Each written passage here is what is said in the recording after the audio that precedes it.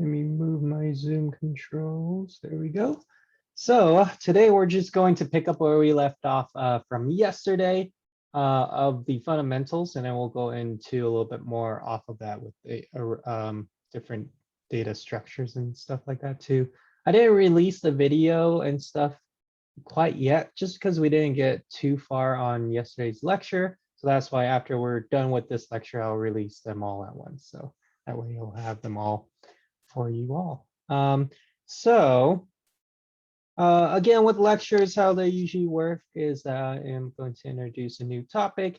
And then during that time, you're more than welcome to follow along, but just know that I am going to go into it, and then I am going to Slack everything out. So regardless, you will go ahead and have everything that I would have.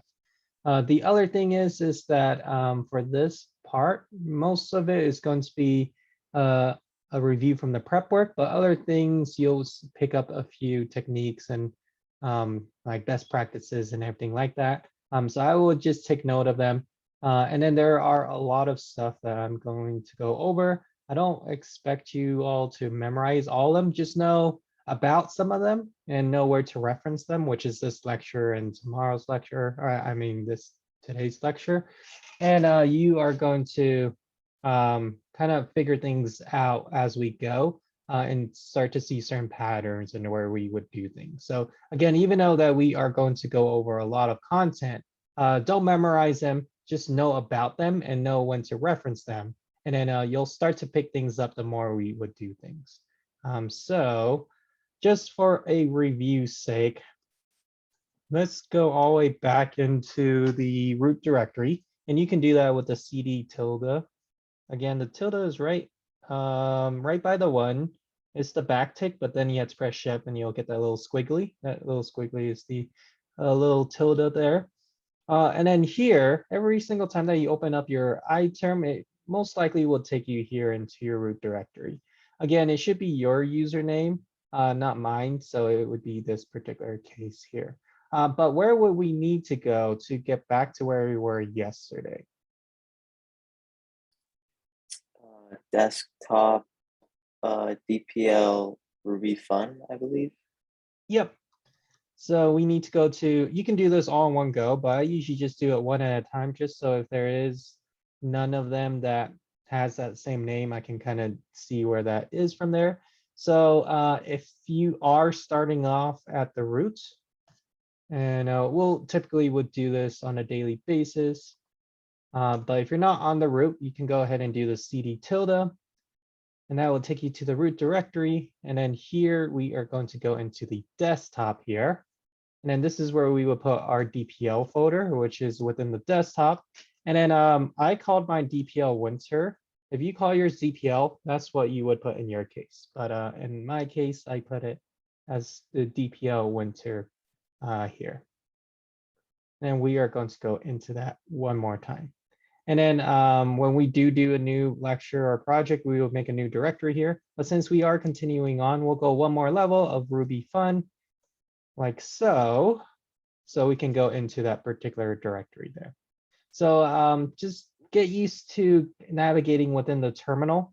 And you can go ahead and go back and forth between folders and directories and everything like that.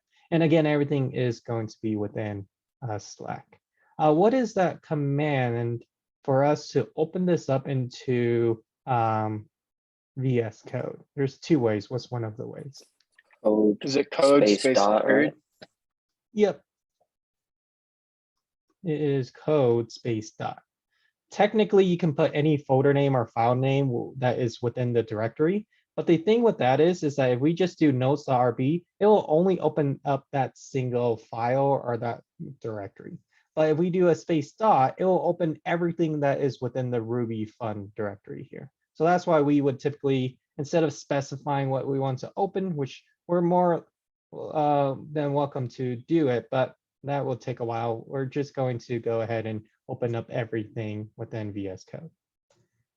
The other way to do all of these steps is to click and drag. So you would have to go into your desktop, grab the folder that you want, and then click and drag it into, let me hide this. click and drag it into your iTerm to CD into it or inside of your VS Studio's code. That's a different way that you can have the same result. So that's just a little bit of a review. So let's continue on from here. And yeah, looks like we were going to go over a few things. And I'll make this a little bit bigger for you all.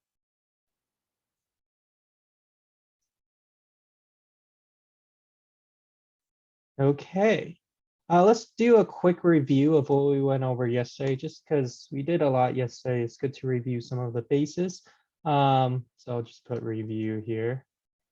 So what data types do you remember from yesterday? Data types. There's a Boolean, array, hash. Other people can answer as well, sorry. Yep, Boolean, arrays, hashes, what else are there? Wasn't integer one of them? Yep, integer, And strings, right? string. I think I heard another one. What was it? Floats. Float. Float is another one. And those are the main ones that we would encounter.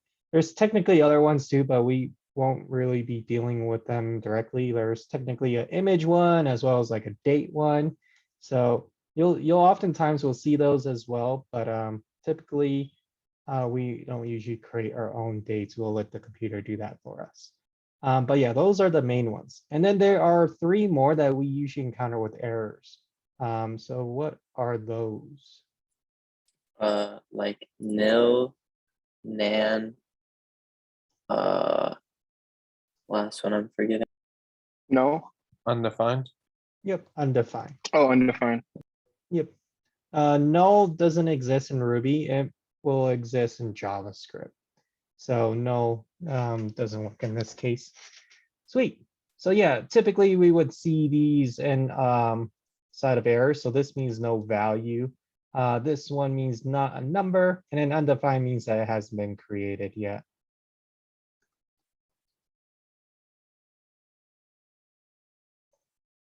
Not created yet. And then with Booleans, there are true false values. And then it is just true and false. And if you capitalize them, it would think that it's something else. So make sure that it is lowercase for those. We'll go into depth more with arrays and hashes, but typically they are, for arrays, they're just a set of objects. And again, within Ruby, a lot of things could be objects. So we can have like a string object. We can have a bunch of numbers, Booleans, and we can hold a lot of things within an array. A hash is what the mustache bracket in it is key value pairs. So this typically is what we would use to describe real life objects. So if I were to do a car, I would do one for model, and it would be like Toyota. And then the year, Toyota, sure. And then the year would be whatever it is for the year. 2000, sure. So those are key value pairs that we can use within a hash. And we would definitely use them to describe real life objects of what that object particularly has or what attributes it has. Integers are just any whole numbers, positive or negative. It just has to be a whole number. 0 is including that as well.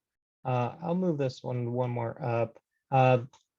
Similar to integers, floats is just anything with a decimal number. Again, it is both positive and negative, and it really doesn't matter what however many points you have to the right of it. And then this is the equivalence of 0 within the float. Strings is just anything that is within a double quote or a single quote. So if it's within these quotes, it is considered a string. It doesn't matter what other data types it is in, it's still considered a string because it's in those particular quotes that we have there. Again, we'll talk about dates a little bit later, so we'll leave that as is. Sweet. So yeah, so that is a little bit about data types. We also talked about other things such as objects. So objects, just think of it as just any noun that we're trying to represent in the programming world. And then we also talked about some math stuff. So that one should be pretty straightforward of how we use math, especially with numbers. That should be all good to go. We do have additional one of the modulus, so that will give you the remainder of the two numbers that you put on both sides. We have string concatenation, and this one will work with a plus when you are concatenating multiple strings to make a bigger string. So that is the individual plus here. Other symbols that we have are the equalities ones, except for the one single equal sign. So a single equal sign means assignment. So we are assigning something with the equal sign. For equality, we have the double equals and triple equals. So that's equality by value, and that's equality by value and data type. And then the bang usually means not equal or the opposite of what it is. So we can go ahead and use that to say not equal or not equal by value and types as well. And then this is where we left off last night. We talked about some variables. And with some variables, they are able for you to store individual objects that you want to reference a little bit later. And the pattern it goes is the variable name as well as the scope, and then what you are assigning it to. So it'll be a single equal sign, and then whatever it is that you want to assign it to that particular value. So an example of a variable, this is locally scope for the first name, and we are setting that to a string of Bob. And then here are some rules for that. Just avoid keywords, be descriptive, and make sure that they are connected if it's multiple words. So those should be straightforward there too. With scope, well, what scope means, especially with variables, is where we have access to the variables. So some different types of variables will all have different types of scope. So for example, the constant, you are able to have this be the scope to the whole file. But the thing with the constant is signified with the capital first letter is usually not be able to be changed. So you wouldn't use this if you need to change a value. These are for some constant values that you would always have. Here, this is something that you might be using a lot of is locally scoped variables. So this is where you would have a lowercase first letter, and it is scoped within a code block. And what a code block is that if you have anything with a beginning and end, so this is a definite end, we'll also see that in if else's and loops and all that. So if you have them defined within that particular code block, you can only use them within that code block, or else you'll be outside of scope, or else you won't have access to it. It also works with curly braces as well. Instance will work a little bit later when we talk about next week with classes. Same with class variables as well. So these are more scope within the class, and you can only use them within the class itself. You can also use them within a running instance as well. And again, that will make a little bit more sense next week when we talk about that. Same with this particular type as well. It's scoped to the class or it's scoped to the file. So you can use two @ signs for a class variable. And this is something that you should know but not use, and that is the globally scope. That's with the money sign, and that is used throughout a whole entire machine or workspace. So that is that particular type right there. And then we can use that for string interpolation with some variables. And we went over what that is, where we can pull things in as well. So that's where we left off. And we'll kind of build off of that a little bit for our next topic. And let me Slack out what I have, just in case if you don't have it, you now will have it as well. And then again, for this next part, just try to understand what I'm trying to do because I'll Slack everything out here. So the next part that we need to talk about, and it is going to be something that you will be using a lot of, and that is methods. And these are called something else in other languages, the functions. So if we oftentimes say functions or methods, just know that they mean the exact same thing. It's just that in Ruby, the technical term in Ruby is just called methods. Essentially what they are for is that they are able for us to break our code into small manageable parts.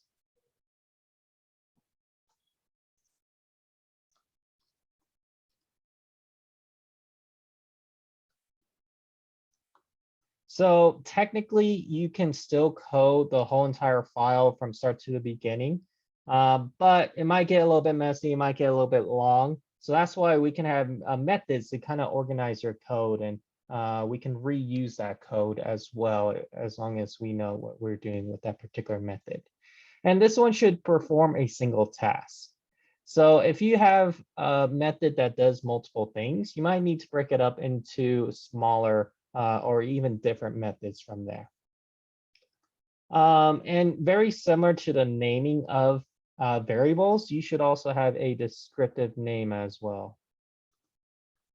So technically, yes, it does work if you call it X or Y, etc. But it's good to be descriptive so everyone would know what it is that we are going to be doing.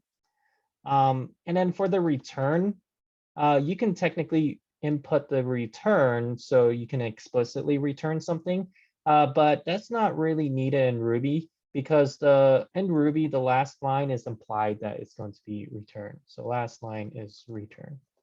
So typically, we don't usually use the keyword return a lot in Ruby, but if you do want to, you can use it if you need to. But typically, the last line that is within the method, that's what is going to be returned from there. So let me kind of give you an example of what a method will look like, and it will always follow this particular pattern. So the pattern that it will follow is the keyword def for defining the method, and then the method name. So if you have multiple words, it will be connected with a little underscore like that. And then make sure that you are ending your method, or else you'll get that error message saying that you have unexpected end of input. That might mean that you're not ending things correctly, or you might have one too many or not enough ends here. So methods are one of those things that you do need to remember to make sure you end it.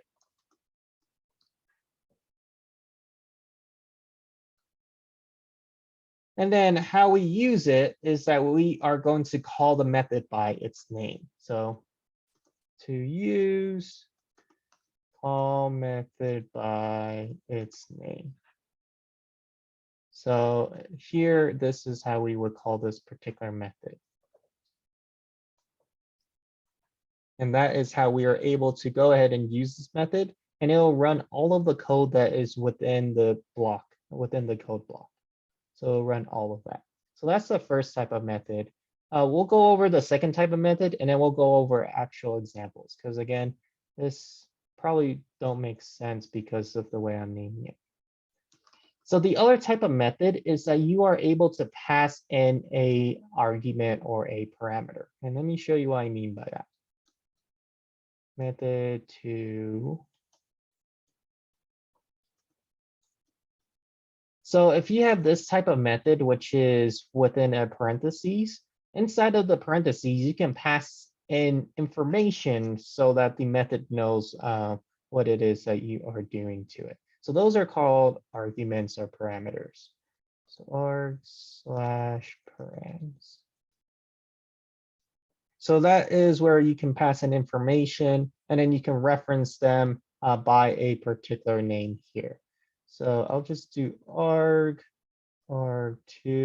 and then you can use these values within the method itself. But this only works if when you call it, you have to pass in the right amount exactly of the arguments. Because if I were to call this method to here and don't pass in any arguments or parameters, that will give you an error. It will give you an error saying that doesn't know what it is. You're not passing in the right arguments, things like that. So if you are passing in arguments, make sure that you do have the same amount that you have here is when you have it, when you call it here. So those are the two different types of methods. One is going to be without the arguments, and the other one is when you do have arguments. Just do it like that, sure. So let me give you an example of each. So let's see, let's do one that you might use inside of your homework assignment. So that is like a welcome message.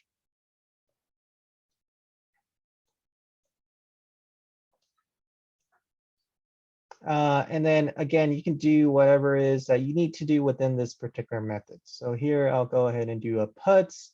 Welcome to my app. Puts.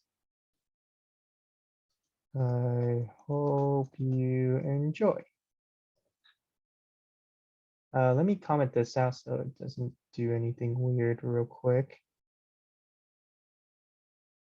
So right now, and this is a common mistake that some students make, is that when they do put stuff within the method, when they run their code, this will sometimes happen. And then how you would run it is with the keyword Ruby and then the name of the file. I think I call it notes, yeah. And again, I'm just using tab completion. So if you type in a few letters and then type the character of tab, that will go ahead and complete it the best of its capabilities. So right now, when I run the file, I didn't get any sort of outputs. Even though I did write it within here, it is within a method. And again, if you want to have the method to work, you need to go ahead and call it. So that's why I'm not getting any sort of inputs, is because I need to go ahead and call the method here so it knows to run everything that is within this code block. So now if I go ahead and try that out, you can go ahead and see these messages here. So that is the first example. Let's go over the second example of if you are going to be passing in a parameter. So this one would be a welcome name. So the welcome name.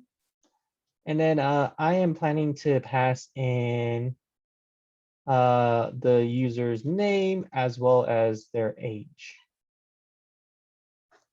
So those are the arguments that I want them to pass in so I can use that within my particular code block. So for example, if I were to use their name, I can go ahead and say, hello.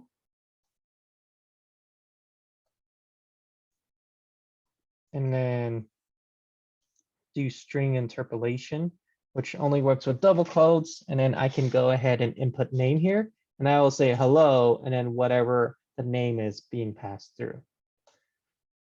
And then let's do another one for their age. So this is you are, and then I'll interpolate the age here. Years old. So now with this particular type of method, I need to pass in two parameters. Because let me show you what happens when I type in no parameters or not the right amount of parameters. You'll get to see those different types of errors as well. So let's just call it welcome name and see what happens. So right now, when I run my code, this is where it's breaking and it says wrong number of arguments given 0, but it's expected 2. So what this means is that when you are calling the welcome name, you're not passing in the right amount of arguments because it's expecting 2 arguments here, but you're giving it no arguments at all. So that's what this error means when you're doing it, when you're not passing in enough or you pass in not the right amount. So if that's the case, let me go ahead and pass in more than enough. The name would be something else. I'll just do Bob.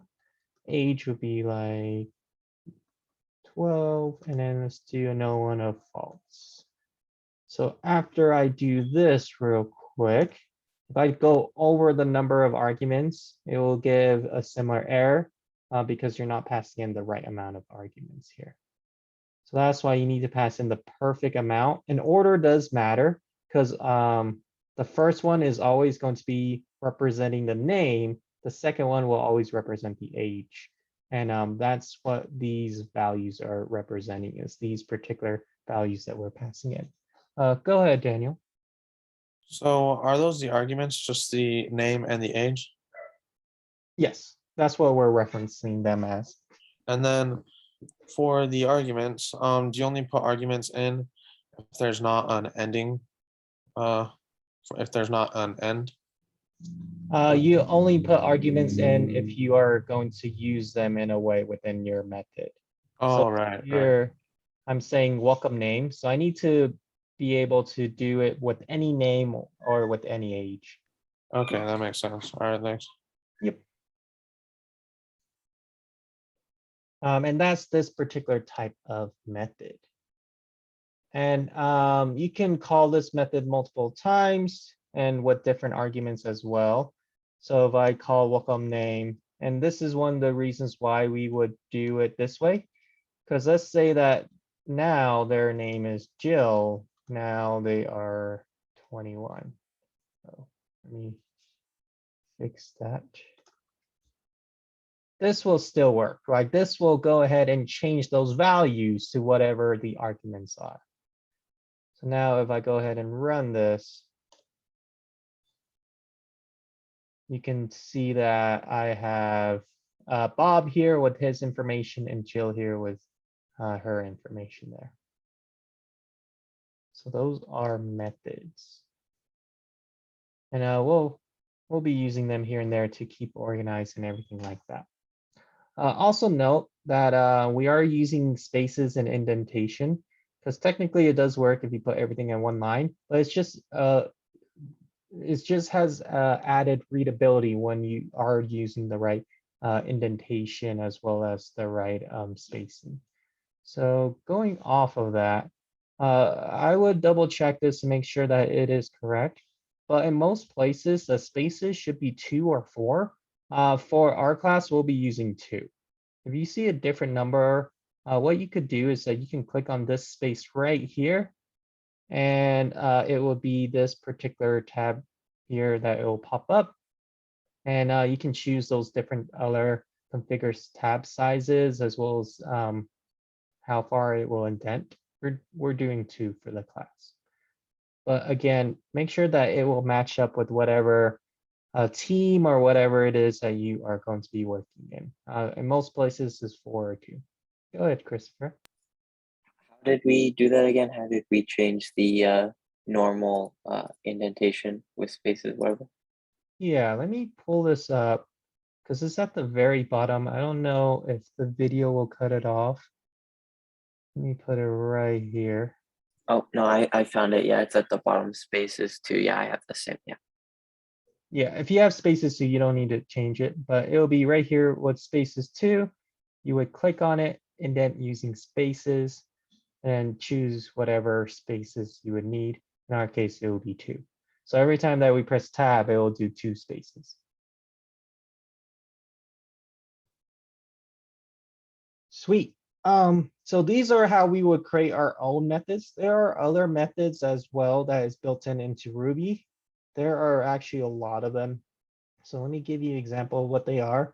And again, you would look them up if you do need them. You wouldn't always use these different types of methods that you would have. And how we're using them is the exact same way of how we are going to be calling them by the name. And then if they do need any parameters, we would need to pass those as well. So for example, if I go ahead and have a string of hello world,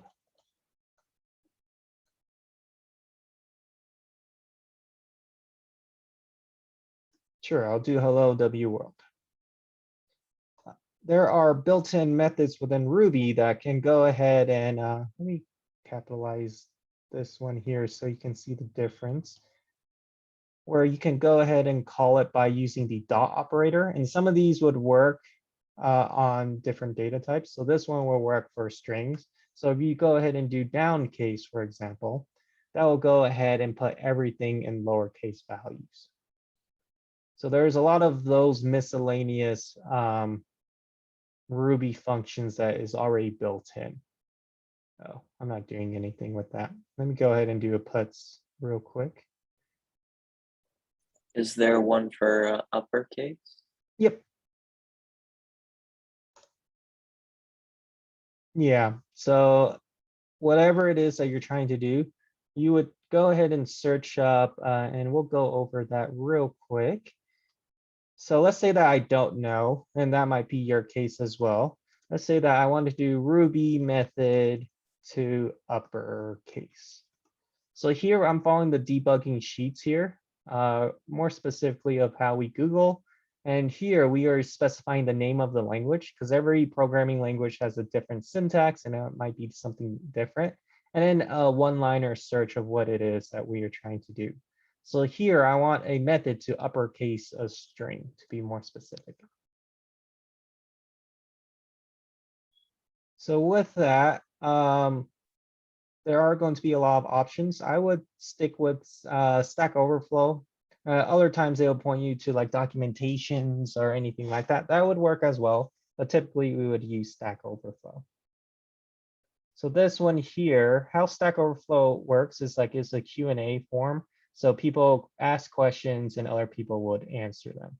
So here, let's double check if this is the same question that we have. So how to convert a string into uppercase or lowercase. So that's right in the ballpark of where it is that we're trying to do. So here, typically go into the answers that has the most upvotes, because if you go all the way down or if some people downvote them, that's not the preferred way of doing things. So this way isn't the preferred way of doing things at all. So that's why the ones with the most votes, like this one here with 1,680 votes, that's typically how we would do things. So it looks like for our uppercase, we have uppercase that just does every single letter. This one will capitalize the first letter. This one will go ahead and I guess it only works within Rails, but it will go ahead and only do it within the first words there. So it looks like there is some items that we have available for that too. So yeah, so that is how you would Google things and also other methods as well. And then you can chain them too. So you can go ahead and do like a dot last. So this is another method that will give you the last item within the object. In this case, it'll give you the last letter within the string. So it will go from left to right of order of execution. So downcase it first, and then it will do a dot last. So that's what it will do. And to prove it to you, let me go ahead and run it. That will give us, oh, I guess it doesn't work for strings. I think this only works for arrays. So I need to put it in an array. So how I can do that is to do a split.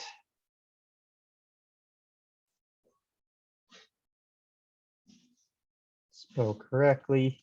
And what split does is that you can split the string within whatever you're passing in as the argument.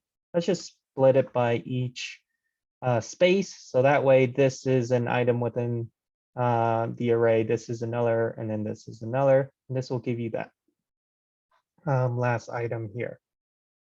So now that should give me world, I believe. Yep, and it does. So yeah, there's a lot of those. You can definitely Google them. There's a whole documentation full of them. So you can go ahead and use those at your advantage. So there are some other methods that already exist instead of you trying to do it yourself within the code. Okay, so now let's go into the other topic of conditionals. So let me go down here. But before I go into that, let me slack out what I have so you can have it as well.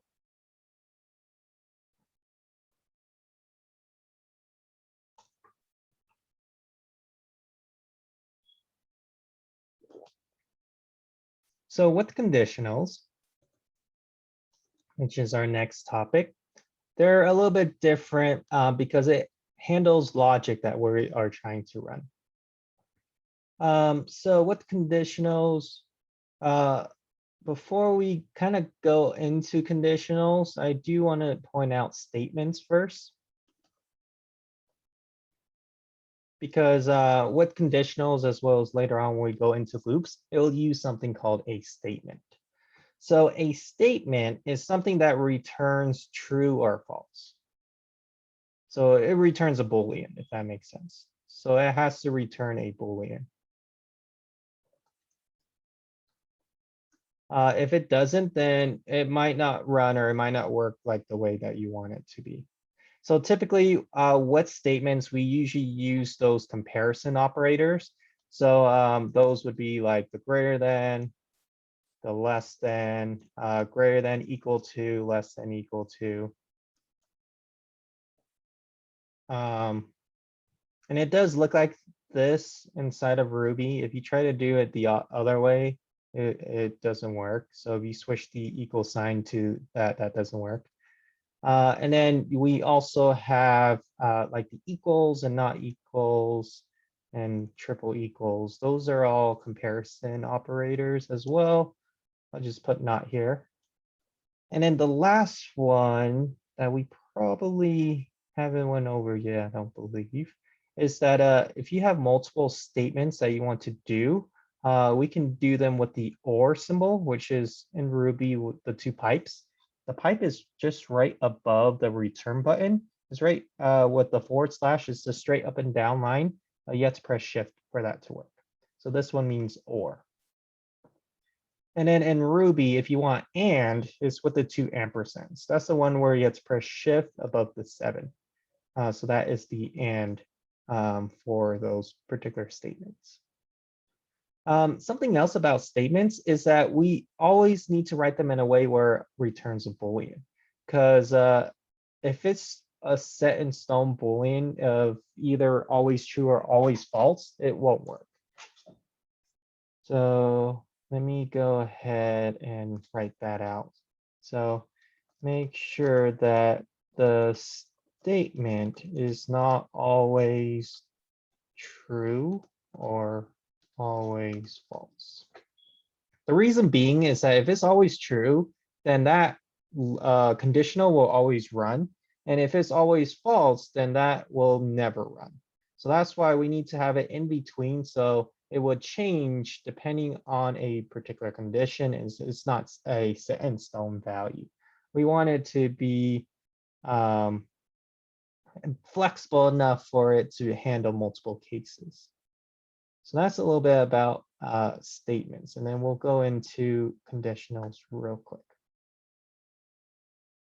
So with the conditional, we are going to run logic when a condition is met.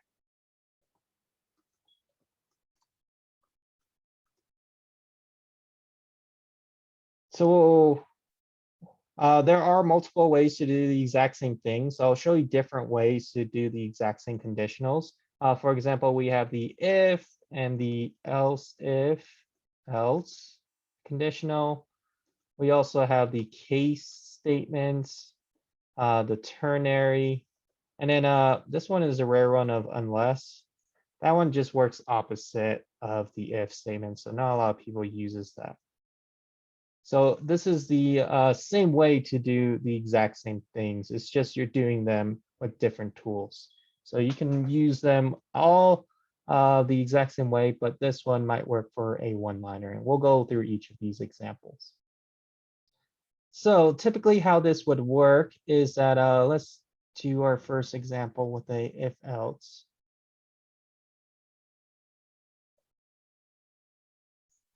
So let's just have a variable here. Let's say that their name is Bob. And then I am going to do a conditional. I'll do it the if else if way first. So how this would work is that this is another thing that you would need to have a keyword end for. Make sure you end. So here, right after the if, and you only need to do it after the if. You don't need to do it after the else. So if the name is equal to Bob,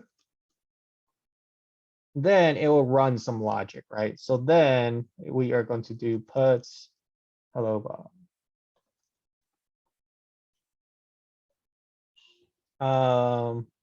Else if, and if you want to do a else if, this is where you can kind of check for multiple different types of conditions.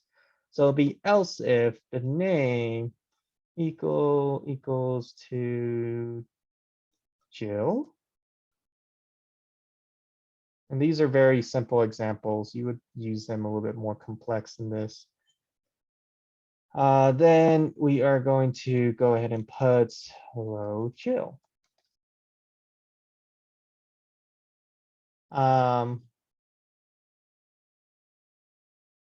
wow, that's super slow.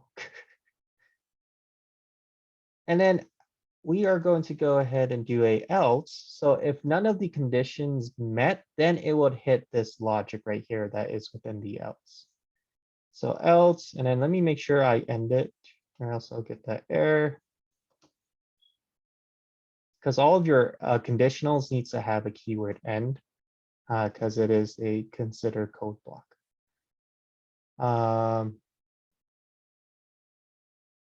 Yeah. So else we are going to put puts. You are not the joys we are looking for. So it will go ahead and it will check all of the conditions. And then if it hits the condition, then it will execute that line. And because it executes that line, it won't go and continue on checking things. But if it doesn't hit any of the conditions, then it will do the else here. So let me make sure everything else is, yep, commented out. And let me go ahead and I think in Ruby, it's not else if, it's else if like this. So that's how you're doing a else if actually. And then you can continue on doing more else if within this statement. So let me go ahead and run this code real quick.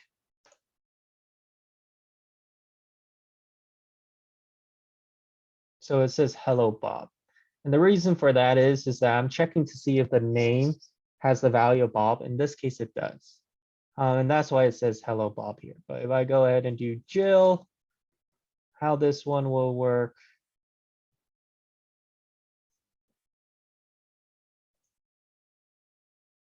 Is that it will go ahead and check the first condition, see how this condition doesn't met because Jill is not equal to Bob. So it goes on to the next check. And then now it says, is Jill equal to Jill? Then if that's the case, then we'll put hello Jill here. And then it will stop from there.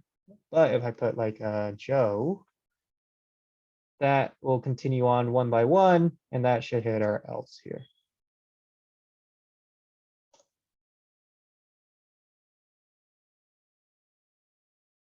And that's how conditionals will work, is that they will check each condition one by one, and if it's met, then it will execute whatever is within that section.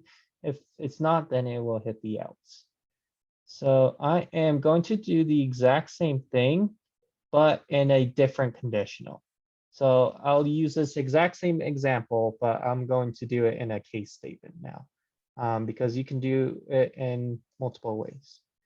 So in this way, if I want to use a case, is what it is that I am comparing it to, which is the name. And then with the case statement, you actually use the keyword when. So not where, when. So when the name is equal to Bob. And then I'll go ahead and just do this here.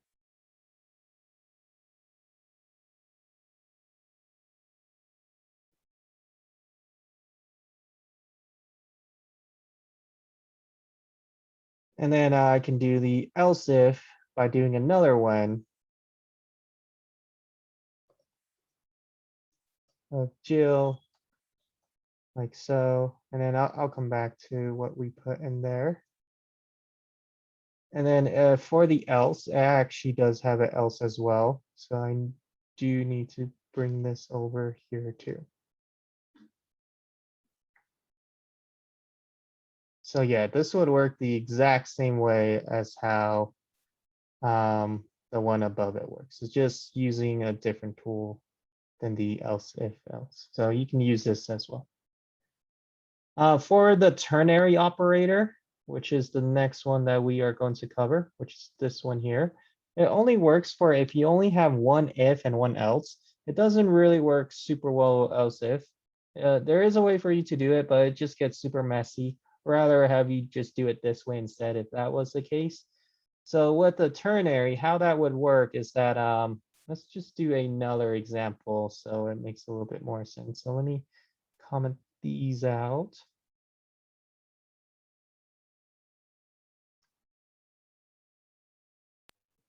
Hey, Henry. Yeah. When I ran that code, it came up with an error. Do we have to call it again? Like name equals Bob? Let's check.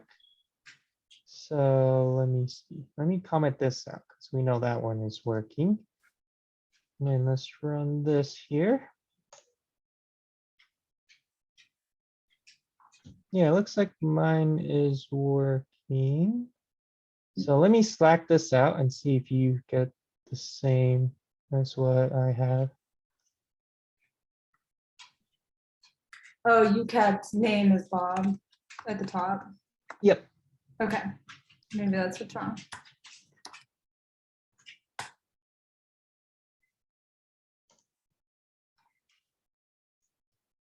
Okay, so for this next one for the ternary, I actually need to do another one so you can kind of see this a little bit better. So it probably wouldn't work with this case here of this example because this will work really well if you have multiple. But if you only have one, for example, what I mean by that is that if we have if num modulus 2 equals 0. So what this means is that if you divide a number by 2, then you should have 0 remainders. So that one means that it is going to be a true value, which means that it will be even. So I'll just do puts even here.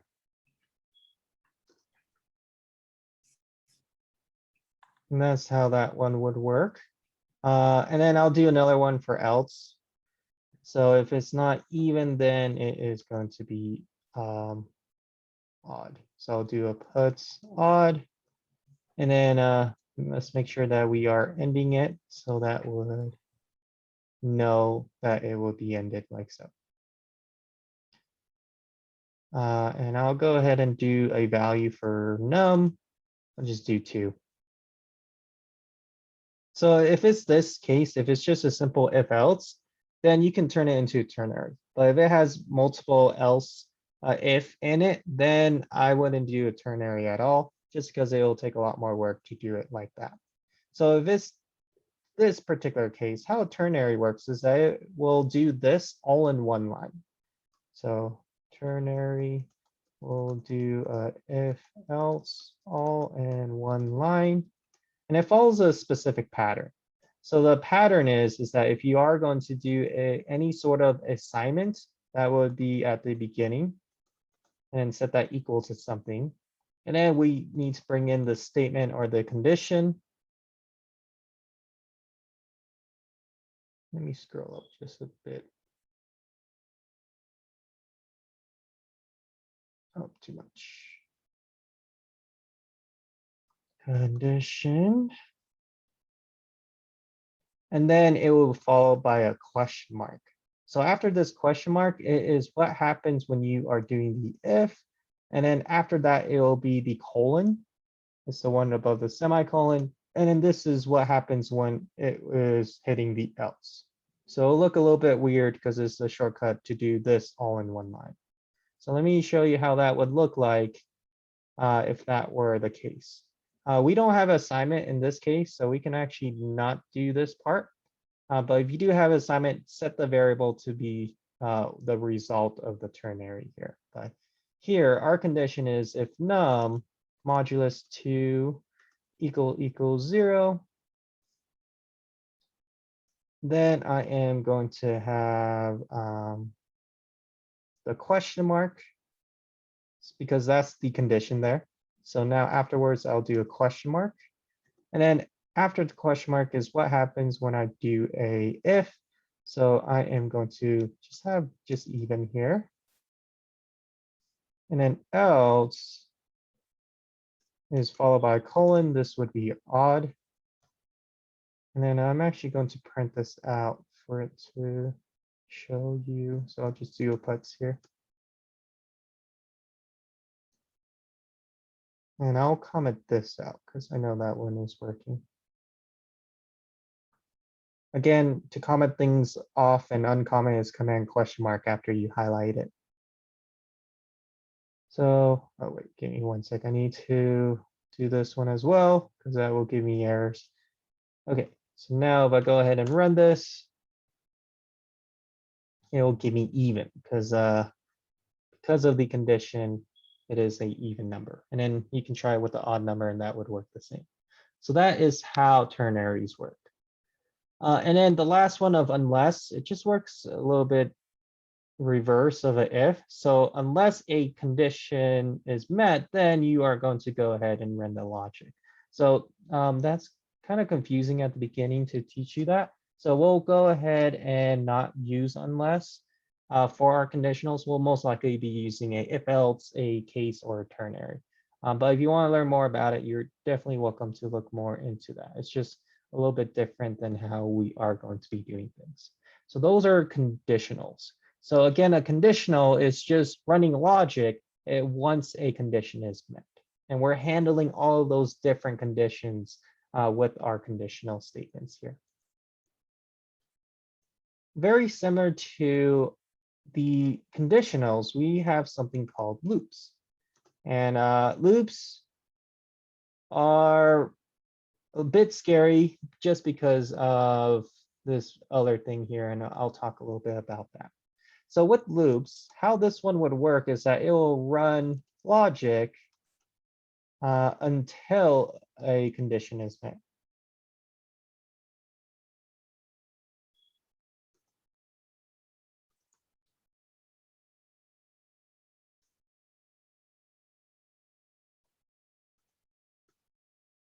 So this will continue to run the logic over and over again until a condition is met. Oh, I should put continue.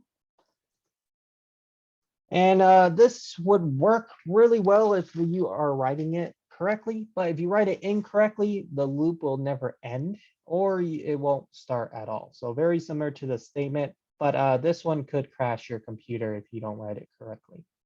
So before I go into examples, let me talk to you about that particular error, because it is a very nasty one, and how to get out of it and how we can avoid that type of particular loop. So the loop that I'm talking about is a infinite.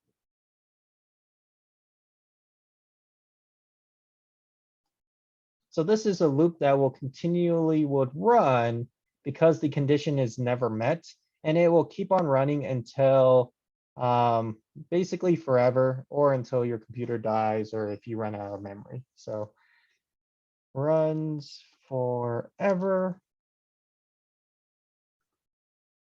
Yeah, I'll just say runs forever. So I'll do this so you don't have to. So don't do this next part, even if you are following along, because this is what you don't want to do. So one of the loops is going to be a while loop. That's one of the ways that you can do things. And then this is a bad condition, right? So if I just say true, this is a bad condition because this will always be true, right? There's no way for this to ever be false. I'm just setting this to true. So this will cause the infinite loop. So within a loop, and a loop is another thing where you have to put the keyword end as well. I am going to print out something small so it doesn't crash my computer. I'll just do puts high. And again, don't do this. I'll do this for example's sake. So this is a infinite loop. So this will continue to run and print out high forever, or until I run out of battery or memory or whatever it is. And this is something that we don't want to have happen. And this is what it'll look like. So keep on continually bring in high forever. So this will at least happen to you once. The most important thing is to stop it before it gets really bad. And how you do it within Ruby is Control-C. Control-C. So I'll write that out here within the notes. And we'll be using Control-C to stop a lot of things. This also stops infinite loops as well. So stop a loop or stop the program. And that is the control and then C, and make sure you're doing that together. So that's how you're able to stop a loop if an infinite loop does occur. But in actuality, we never want to have an infinite loop to occur. We want to have a way for us to get out of a loop. So to kind of combat that and to avoid that particular way of writing loops, we are going to have a few things to have us never have a infinite loop. So the first thing is going to be a base case. So a base case is a starting point. So where will the loop start when you initially will run that particular loop? So that's what the base case is. And then the next thing is that you have to have a way for you to continually progress within the loop. So this is the induction step. Induction step. I think my spelling might be a little bit off, but I'll come back to that. And this is how you are able to continue to loop within the loop itself. So continue to loop through. So this will not have you at the same spot. It will have you at a different spot for every time that you are looping inside of the loop. And then the last thing is, and this is the most important thing, is that you need to have a place for you, a way for you to get out of the loop. So a way to get out of the loop. So, and that's in most cases writing a correct condition.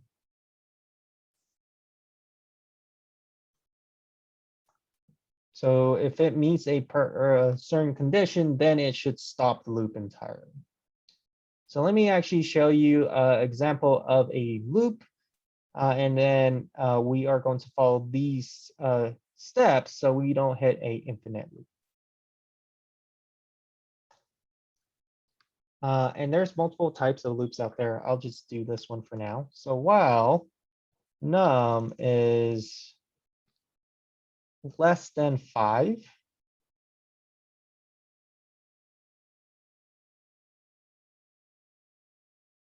And we're not doing this, right? yeah, wait until I finish this, if you are following along. And then you can try it out once this is all written out.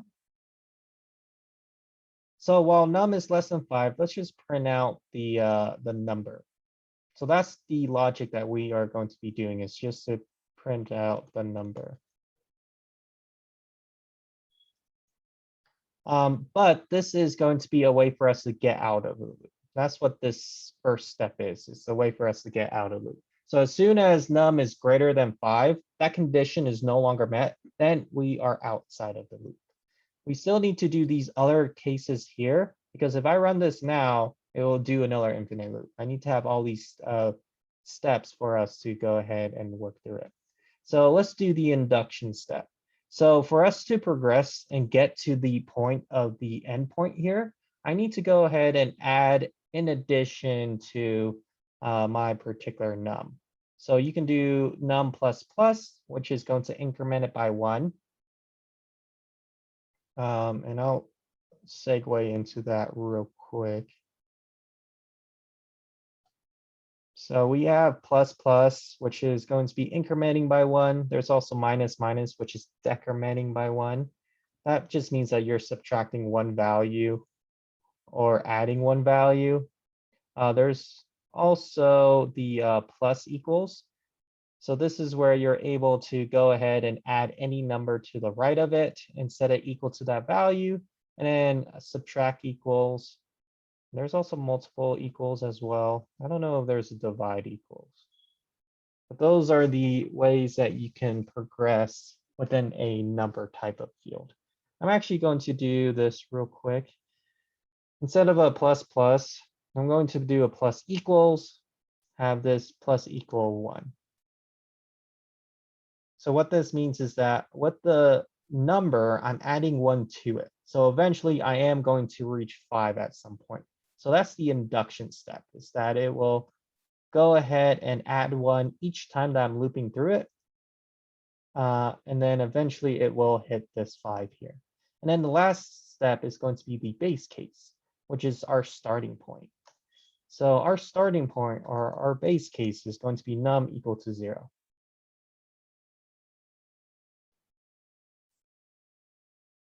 Okay, so now this is a fully functioning working loop. So now I have a base case, a induction step, as well as an endpoint. Now this won't cause me an error and it should work like normal. So let me go ahead and run this real quick and make sure.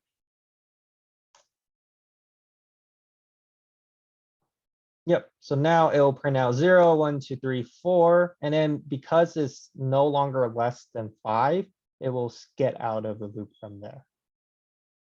So that is how loops work. And there are different types of loops, very similar of how there's different types of conditionals. They all work the exact same way. They're just using different things. So we'll take a quick break. I'll show you those once we come back from break, and then we'll move on to our next topic after loops. So let me slack this out for you all, and then we'll take a quick break and we'll come back at 7:15.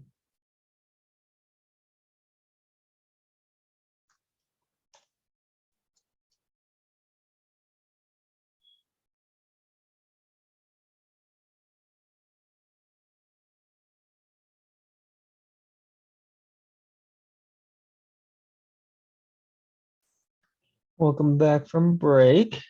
So let's go ahead and continue on where we picked off, and that is with loops. So again, with loops, they will continue to run the logic as long until the condition is met. So a while loop is an example of a loop. There's also different types of loops. It's very similar to the conditionals. So the other kinds, I'm just going to show them. You may or may not use them. It really depends on it, but this will produce the same result. So the other one is going to be until. And I think until works a little bit opposite of what you think, because until num is, we'll do less than 5. I think the logic is opposite. So that's how until would work. But yeah, we typically wouldn't use until. We would use while loop or a different type of loop.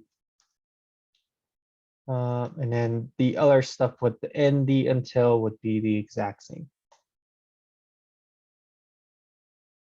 And then the other kinds of loops out there, okay, is that there is going to be a for in loop.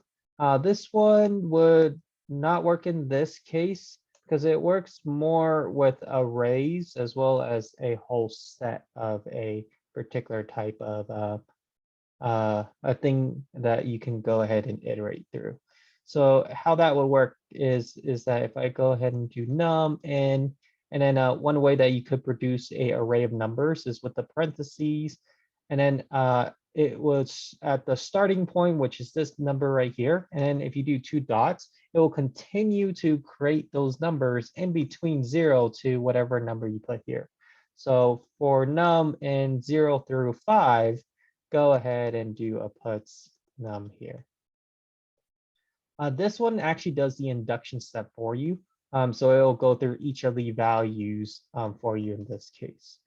So that's the for in loop. So it doesn't work without a given set. So you can do it this way. The other way that you can do is that you can do it with the array as well.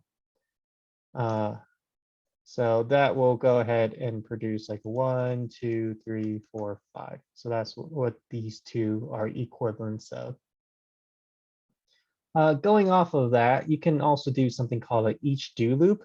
So with the array or a reference to array, you can go ahead and do an each do, reference each one of those as a num. And you need to have pipes here because we need to figure out what we're calling each of these values that we are looping through. So in this case, to be descriptive, I can technically call it pizza or whatever it is I want. But to be descriptive, each of these values that I'm going through are a single number. So that's why I put num here. So here I can go ahead and do num, or puts num, I mean. And that will give me the same results of what I have up top. And then you also see each with the curly braces as well. And that's another way. But for mostly arrays, we would either do a each do loop or we would do a map. And it works the exact same way, but the difference is that the keyword is map instead of each. So to kind of go off of that, so a map, how this one will look like, it'll be like so. And then it doesn't have the do end, actually it has a curly brace. So it'll be curly brace, and then instead of the end, it will be the ending curly brace. So that's how the map would work. So these two would produce the exact same thing. And then there's also select and reject as well. I'll bring them over from the lecture notes so you can see them too. These are rare ones that you may or may not use, but they work the exact same way, or even slightly different or opposite. And again, these only work with arrays. So here with the select, this is how the select will look like. So this will only grab the values that meet with the condition. So that's how the select works. Reject works opposite of select. So it will grab everything but the condition inside of here. And then reduce is a way for you to reduce it, especially if there's a number, you can reduce it down to like adding all of the numbers together. So again, these are very circumstantial. You might not always be using those as well. And then we'll go into keywords. So these keywords, they would work inside of loops as well as conditionals. So the next will go into the next line of code. The break will break out of it. The retry will retry again. And a begin and rescue will begin the code and then rescue it if there's errors, just like so. Yeah, go ahead, Danny. I'm just a little bit confused with I understand dot each, but with the curly brace and inside of the pipes, num. Are you signing like, yeah, I'm just a little bit confused on what exactly that's doing. Yeah, that is a good thing. So here, since these two are almost the exact same thing, the pipes that we have right here, this represents what each of these values are going to be represented as. Because when we are doing an each or a map or whatever type of loop it is, it goes through each of the values one by one. Okay.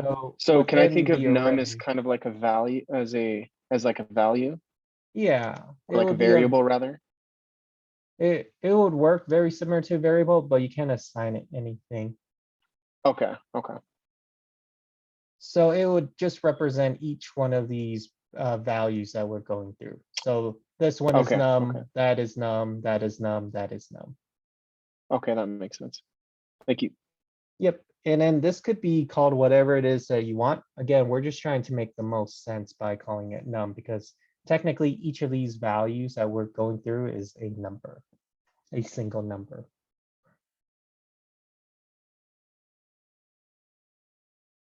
Sweet. So yes, and then yeah, you might be using retries and breaks and all that as well, but those are also within the notes if you do need them.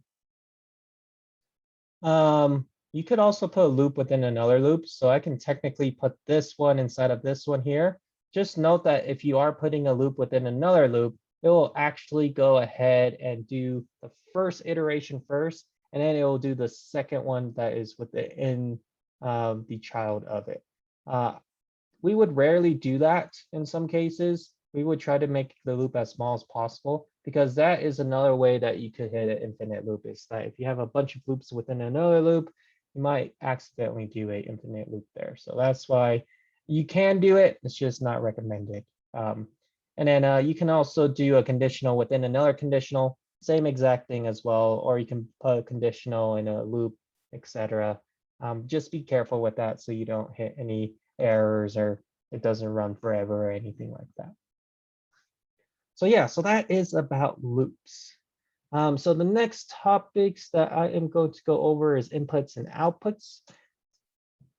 And this is how we're able to display onto the console right here inside of our iTerm and inside of other people's terminals. And then inputs is how we can grab information from the users. So the input and outputs. And we actually already been doing this already. So I'll go over outputs first. So we've been using puts. And puts is a way for us to output something onto the screen. And this will display it into the screen, and it will display it all in a new line. Into the terminal in a new line. So every time that we're using a puts, it will go into the next line for each of those put statements. The other one that we have are print and p. So these are other ways that you can display into the screen as well, but they are a little bit different. So for print, it prints it in the same line. So print in the same line.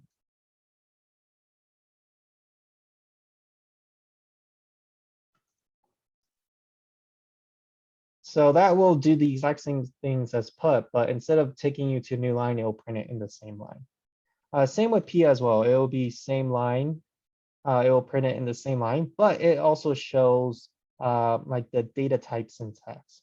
Shows data type syntax. And I'll give you an example of these. So if you have a string, it will show the double quotes. If you have an array, it will show those curly braces and box brackets.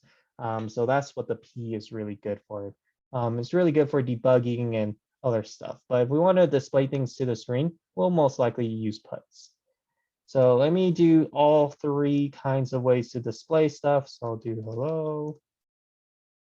And then this one is print hello. And then p hello.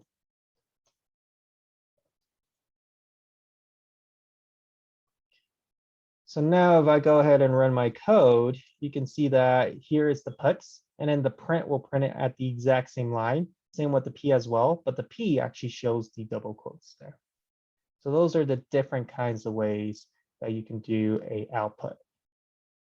Now let me show you how to get input, and then I'll give you an example of how we can use inputs and outputs at a real example. So the outputs here, or not the outputs, the input is where you're able to grab the user's info. Grab the user's info.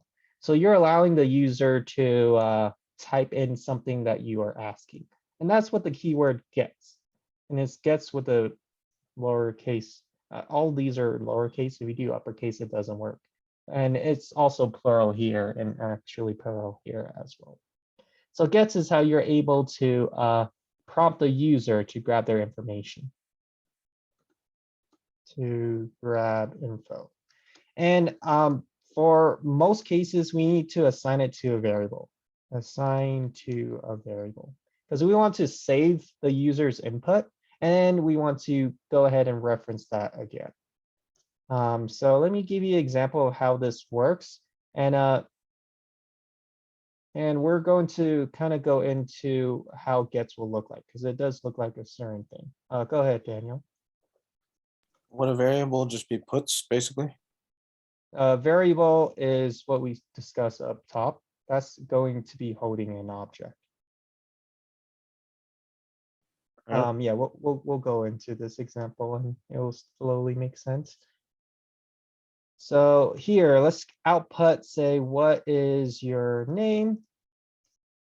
And then what we are going to do is that we need to prompt the user. So we'll do a gets, but I want to save that value. So how I can save it is using a variable. So first name is a local variable, locally scoped. And I'm setting that equal to gets. So gets will prompt the user of what they are typing in. So this will save whatever the user is typing in into a variable called first name. And then I can go ahead and use that variable that they typed in inside of a message. So this will say hello first name.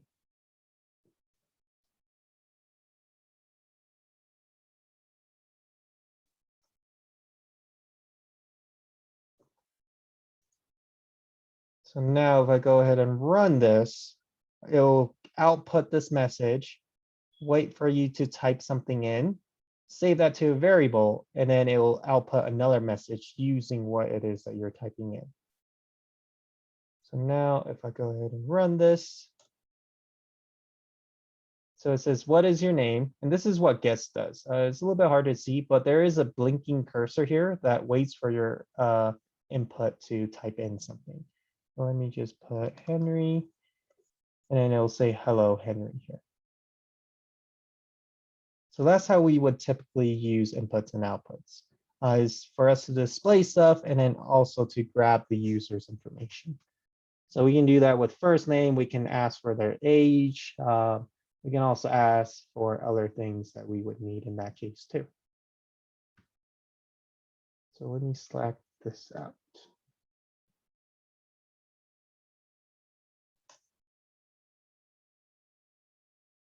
Okay, a few more things before we go on to our next topic is that there is one more thing that we can do, and that is using these here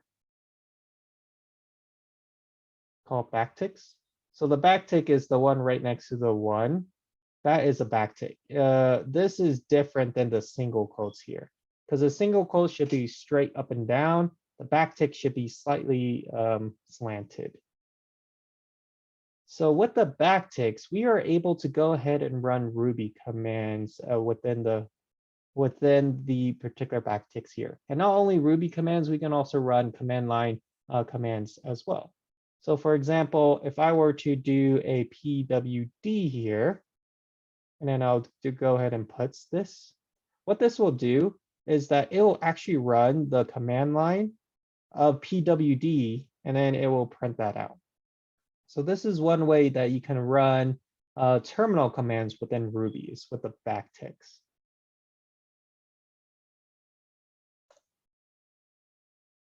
So that will print out my whole entire working directory.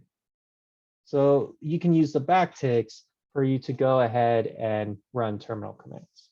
So you can have this go ahead and create your folders and files for you, which is awesome, and also get a little bit more information about your terminal and your directories, and that also works as well. But this also goes into the dark side of where you can actually use it to like delete someone's file or to put something on their computer and stuff like that. So be careful with this.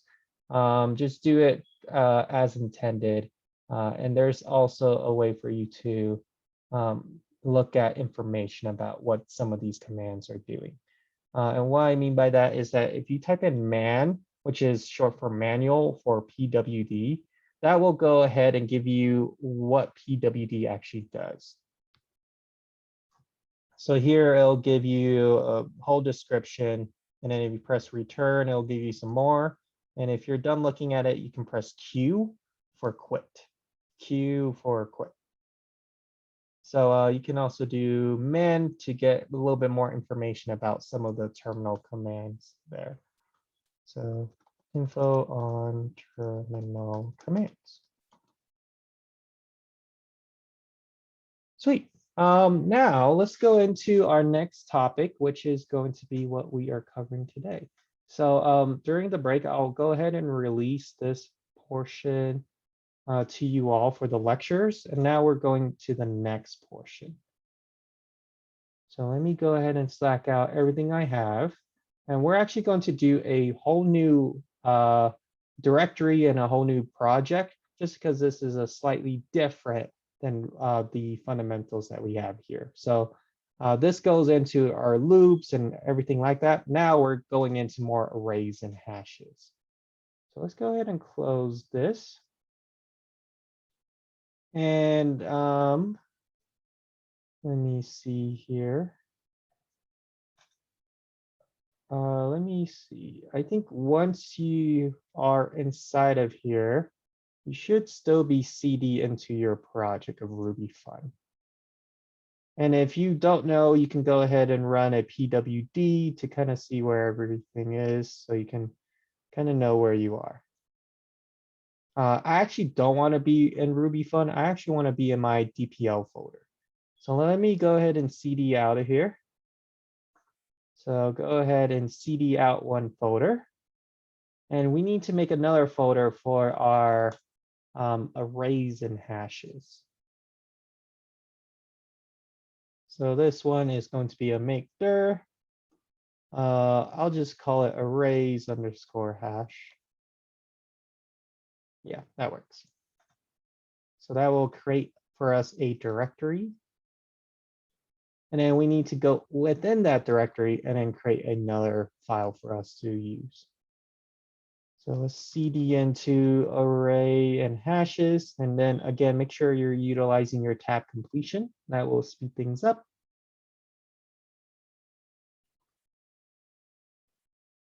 And then finally, we are going to create a file. And that is with the touch command.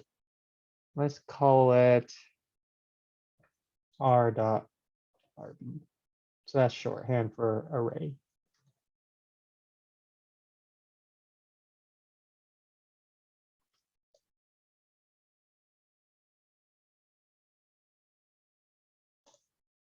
Sweet. So now let's open up this directory inside of our code. So it would be code space dot, and that will open the directory that we're currently cd into our VS Code. Oh, I forgot to press enter. There we go.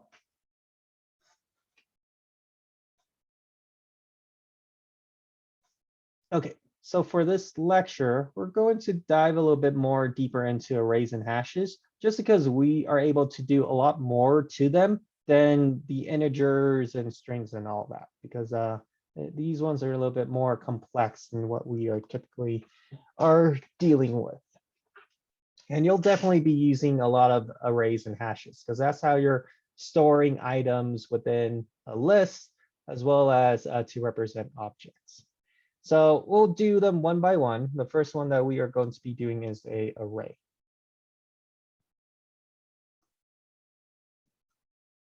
So an array is a collection of objects. And it is actually ordered by position. But we actually call that position a special name. We don't call it by position, we call it by index. So it is actually going to be ordered by the index, but just know that index just means what position it is within the array. I'm going to show you multiple ways to create the array, but I'm going to show you probably the way that you'll be creating an array.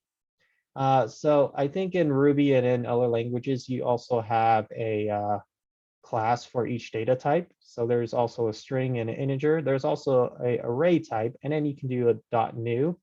And that is a way that you can create an array, but we won't be doing that.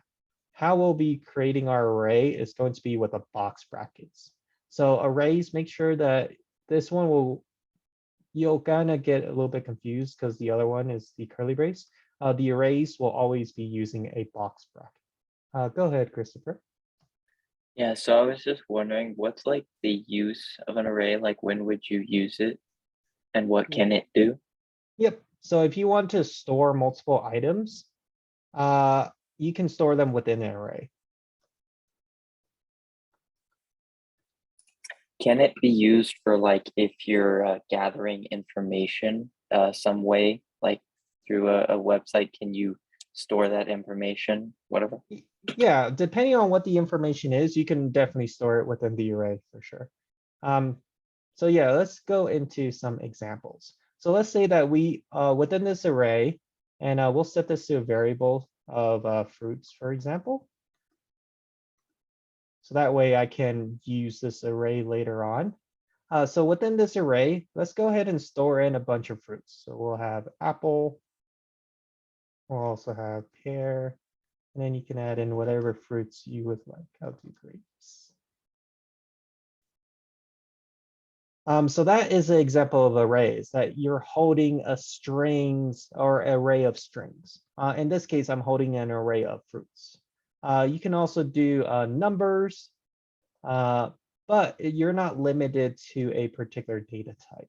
So I think we already saw this, the last example of an array of numbers.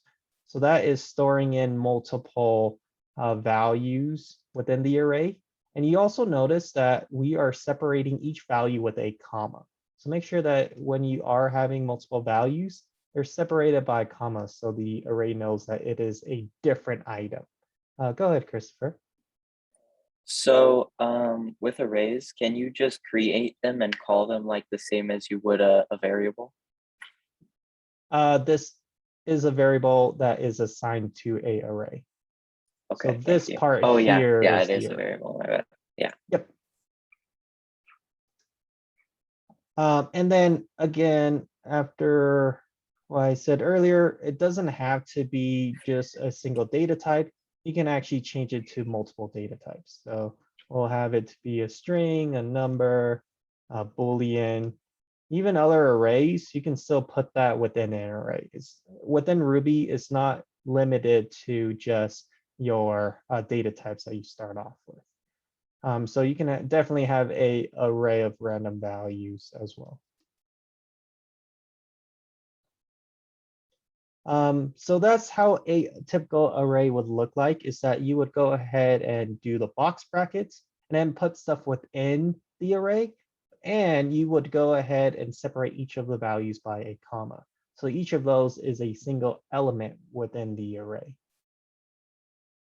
The thing is that with arrays, we are going to be going off of position. So if I want to grab the values here, you will grab them by position. But in this case, it is index. So let me comment these two out since we're not going to be using them. If I want to print out just Apple, there's a few ways that you can do that. The first way that you can do that is by the position. What position do you think Apple would be in? It's in 0. Yeah, let's do fruits. And then we'll do, and if you want to call the value by the index, you need to have it be reference a variable. So that's why typically when we have an array, we need to assign it to a variable, or else there's no way for us to call that array. The other thing that we need to do is that within the box brackets, this is where we're specifying the index value. So here, let's try out 0 to see if that does give us Apple.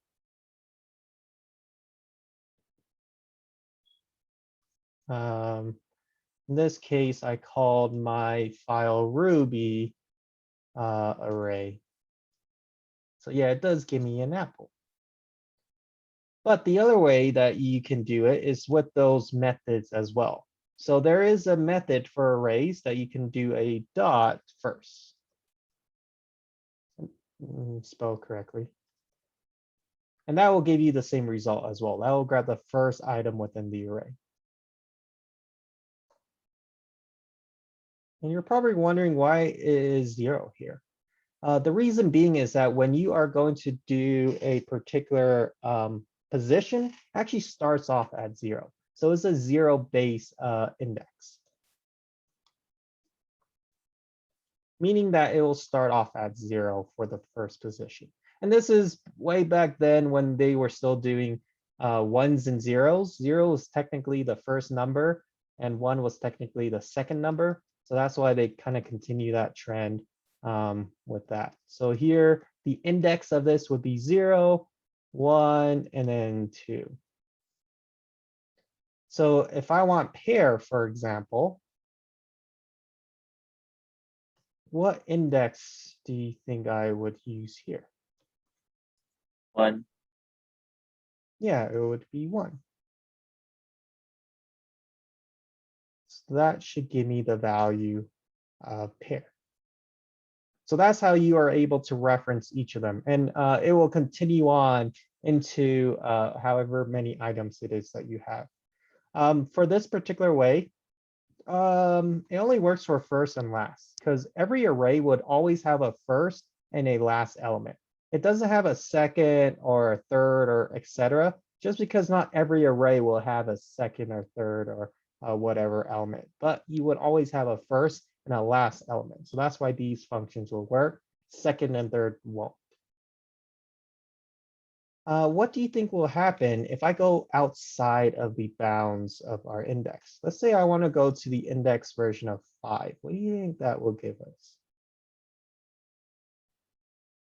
An error, I imagine. Yeah, any other guesses?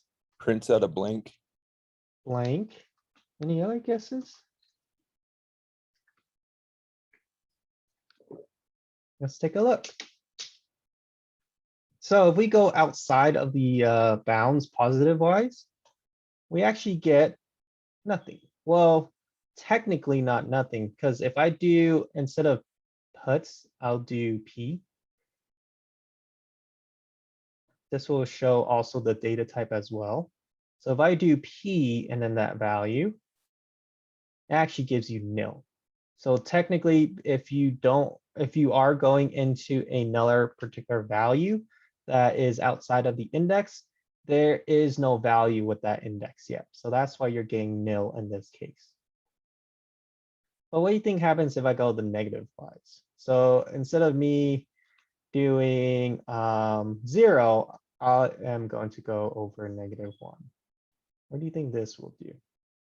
Because technically I can put any number in here because numbers are indexes, right?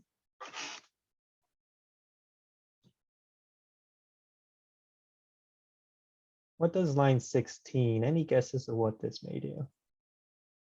Error. I'll guess error again. Error. Any other guesses? It's gonna go backwards. Go backwards. Let's take a look. So here it gives us grapes. So it does go backwards. So if you are going the negative direction, it will actually, you can think of it like a circle. It'll actually loop back to the end of it. And that one is -1, and this is -2, and so on. So technically, if you go the other direction, it will kind of go backwards of the array. This is just a good to know, but you really won't ever be using this. Most likely you'll be using these values right here. But let's go over this next topic, but let me go ahead and copy this one down so you can kind of see it a little bit better. And then I'll Slack this out after this example. If I want to print out apple, pear, and grapes, what I can do is that I can go ahead and do it by the index, right? So I'll do fruits, 0, and then I'll do another one of 1, and then another one of 2. And this works. This will print out apple, pear, and grapes. The thing is that if I want to add or subtract a particular fruit, like let's say I subtract grapes, this will no longer work. This will apply anymore. Right, that will give me nil. And then if I add in addition to that, let me go ahead and add in another one of what is another fruit? A banana? Sure. Apparently is a Batman banana, sure. I would have to also input this as well, or else right now it won't post my other fruit, right? So here, this does work if you know the index, but in most cases, you don't know what index it is for each of those values there, because you don't know if it's the same amount or if it's more or if it's less. Go ahead, Daniel. Are you just doing Command C to copy that and then paste it? Banana. It's different on Oh. my computer, but yeah, you can do copy and paste, or you can do Option Shift and then down. All right, yeah, sorry, that was a bit off topic. Yep. So yeah, Option Shift down, and that will duplicate it one line down. But yeah, so there is a better way of doing this way. And then what if you have a array of 100 fruits? Do you want to do this 100 times? No, right? That's a little bit ridiculous. That will take all night. So that's why this way does work if you know, or if there is less of them. This is a good way that you can do it. But a better way for us to do to print out all of the items within the array is something called iterating. And iterating actually works the exact same way as loops as the one that we covered yesterday. So this will go through each of the values of the array, and then you can do something with those values. In this case, let's go ahead and print them out. So let's go ahead and we'll do a fruits. And there's multiple ways you can iterate through them. We actually saw a few earlier. The first one that we saw was the each. And then with the each here inside of the pipes, I need to reference what it is that I am going through. So again, you could technically do X, but we need to be more descriptive because I don't know what X is. You don't know what X means. So while I am going through the array of fruits, each one of these items that I am going through, that is a single fruit. So let me go ahead and do a fruit here. And then since this is the end, I need to go ahead and do a do end here. So it closes off. So now I can go ahead and print out each fruit. Is this how you spell fruits? It's starting to look weird on me. Yeah, it is. I believe so. At least, unless I'm wrong as well. There's too many straight lines or something. But yeah, I think code will start to look weird to you the more you look at it for sure. But yeah, so with the fruits here, so now if I go ahead and run this code, this will go ahead and print out each of the individual fruits. And let me go ahead and do this to prove it to you.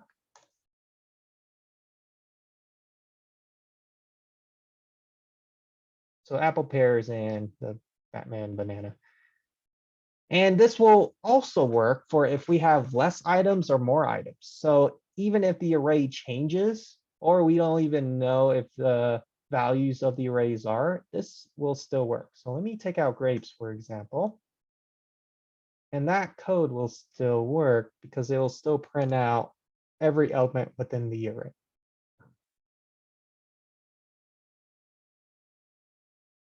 So how this works is that it does things one step at a time with each of the individual iterations that it's doing. So what it's saying here is that for each fruit, which is these elements right here, I'm going to go through each and single one of them and reference each one of those as fruit. So this is a fruit, this is a fruit, this is a fruit, this is a fruit. Again, you can use whatever word you want. You can do pizza or tacos or whatever. It will still work, but it's better to be descriptive in this case. So each of these are referenced as a fruit. So as we are going through each one of them, I can go ahead and print each of them out.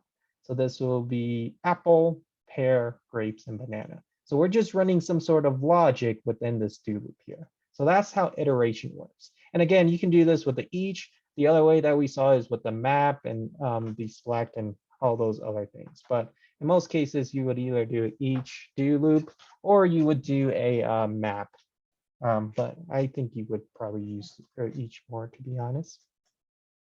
The other thing that we can do is that you can also print out the index, which is very similar to this one, but instead of each, it'll be each with index. So it takes in one more parameter. So this would be with index like so. And then over here, it takes in another value, and it will take place of what you are calling each of those values and what you are calling the index. So you can call the index I if you want to shorthand it, but in most cases, it's just descriptive. Go ahead, Christopher. Yeah, so I was just wondering, could you just walk me through the each do kind of function thing? I'm just a little confused on it. And the index thing, I'm just like what it does and how. Yep. So yeah, let's go ahead and complete this one, and then we'll run it, and then we'll go through what's going on. So here I have access to all of the fruits, but let's say that I want to give it a particular index to print that out as well. So let me go ahead and interpolate the index.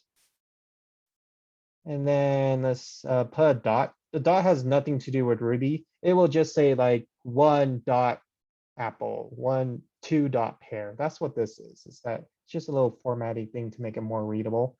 And then here I'll go ahead and interpolate the fruit here, like so. So let's run this, and then we'll talk about what's going on in this particular iterator.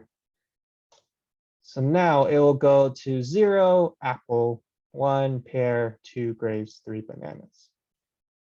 Sweet.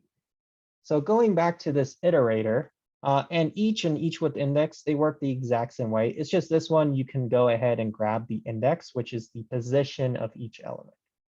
So when we are doing a dot each, we are going through each of the individual fruits, which is this array right here.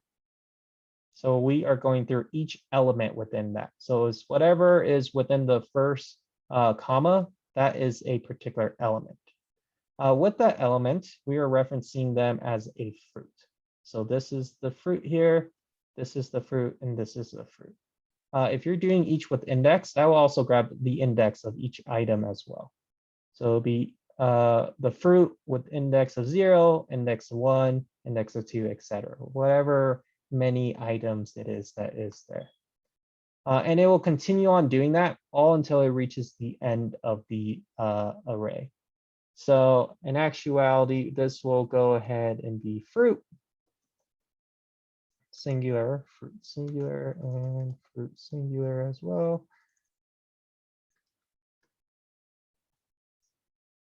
And then it will also grab the index of each of those. So this one will have the index 0. This one will have the index of 1, 2, and 3.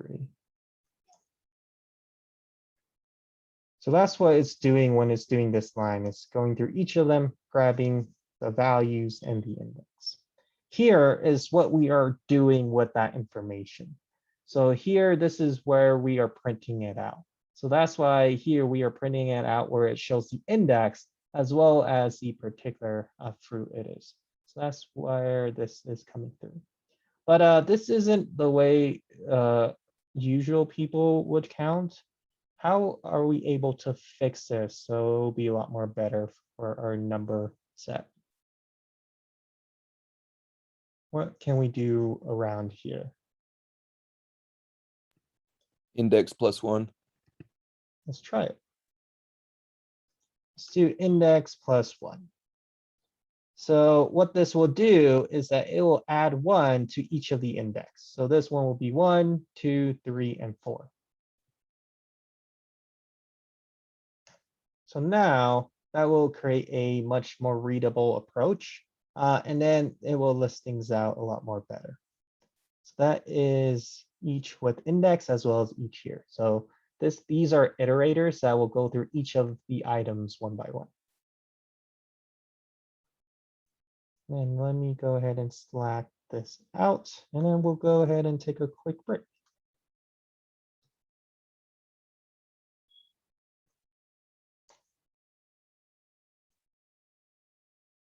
Sweet, let's go ahead and take a quick break. We'll come back at 8:10.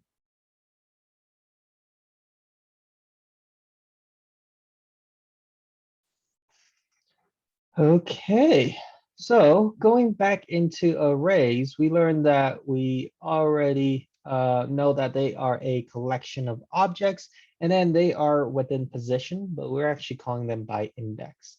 And then we also learned how to iterate through them. And what that means is that we're going through each element through the array, and then we're doing something with that. So that's what the each and each with index says. But this one will also show the index.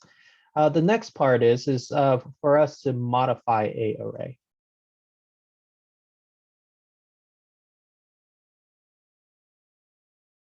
Go ahead, Christopher.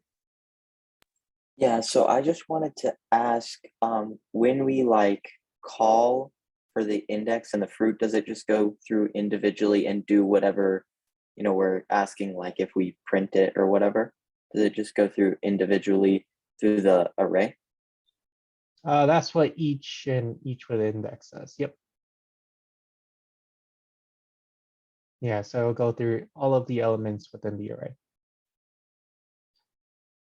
So let's create a new array here. So this is a array of letters, and I'm going to modify the array with different techniques.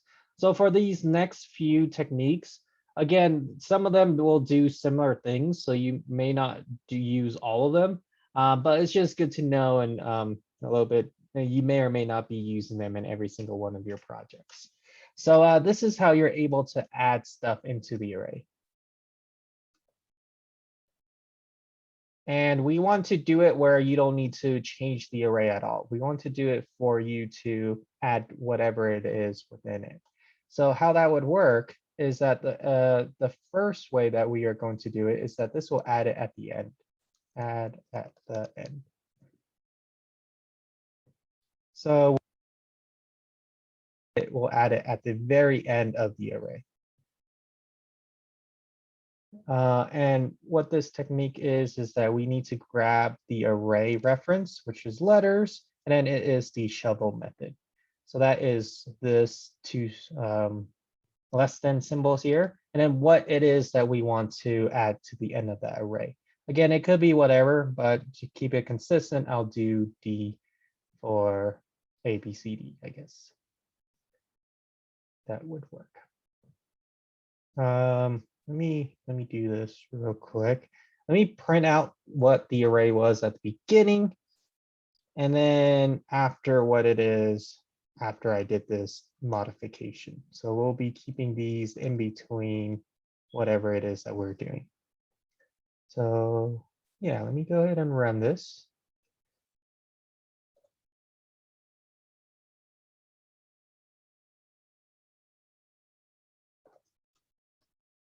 So here, the original array is ABC, and then afterwards it is ABCD. So it will add it at the end of the array.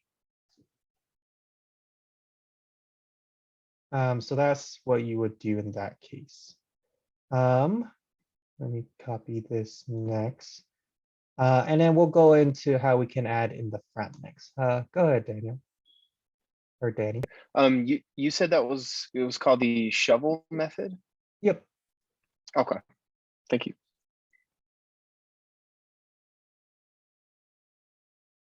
So this one, it doesn't have a symbol, which is a little bit weird. But this one will add at the front. This one is actually a method for the array. So how this one will work is that it would be dot unshift.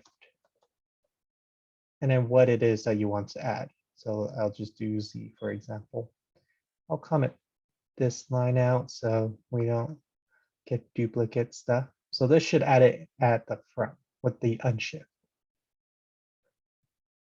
But the thing is that when you add it to the front, all of the indexes shift over by one. So here, with the first technique, it will just take the last position, and then it will just take the last index of that.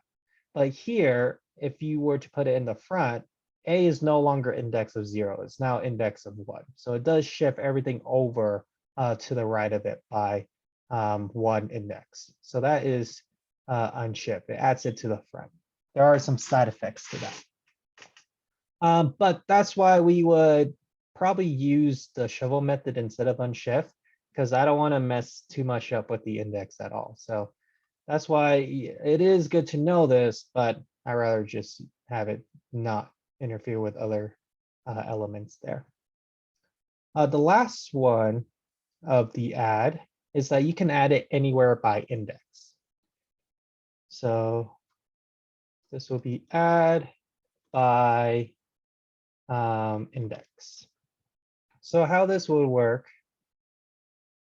is that it will still be a letters here, but in this case it's called insert. So you are inserting it within a particular position. And this takes in 2 parameters or 2 arguments. The first one is the index. I'll just do 2. The second one is what it is that you're inserting. So this is the index, that is what it is that you are inserting. But again, because I'm doing it this way, whatever element is on the right of it will have its index boosted by 1. So here, because I have it right here inserted into the index of 2, C was index of 2, now it's index of 3. So it does change things up with the index wise. So to be honest, the most common way to add stuff is with the shovel method, and it's also less typing and all that too. So that's how you're adding stuff. Now let's see how we can remove stuff. This is remove. Remove. And we'll go over how to remove at the beginning of the array. So remove at the front. And that one is the opposite of unshift, which is just shift. So that is, we'll go ahead and copy this over. So it will be letters, and then it would be shift. So that will go ahead and remove the front part. Yeah, you don't need the parentheses, I don't think. Yep, so that will remove A. And because we removed it, all of the index will shift over by 1. So now B is the index of 0. And then here, this is how we are able to remove at the end. So remove at the end.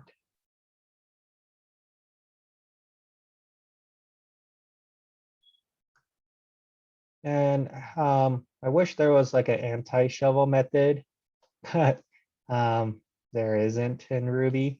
So to remove stuff at the end, it is going to be pop. So the letters dot pop. So that will remove things at the end.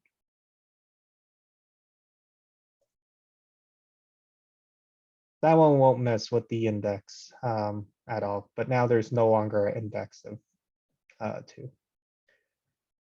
So that will remove at the end. And then the other one that we can do is by removing it by the index. So this will be remove by index.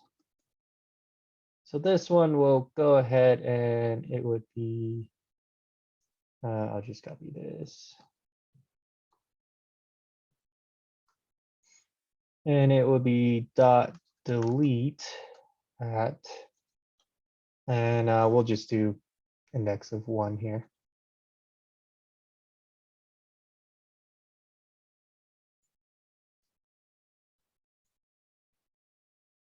So it will go ahead and delete it and also shift everything to the right of it over by 1 index. So that's how you are able to remove items. Is that you can go ahead and remove it by the index like so. So that's how you would modify a particular array. So to be honest, you're not going to use all of these. You're most likely going to use a shovel to add something. And then you could use some of these, but most likely you would delete it by the index, which is this one here. So those are a little bit of a what you can do with arrays and modify them. So let me slack this out, and then I'll bring over the lecture notes so you can kind of see other things that you can do. I'll explain some of them. Other ones, they are self-explanatory. But again, I wouldn't memorize all of them. Just know that they're all in your lecture notes for when you do need them.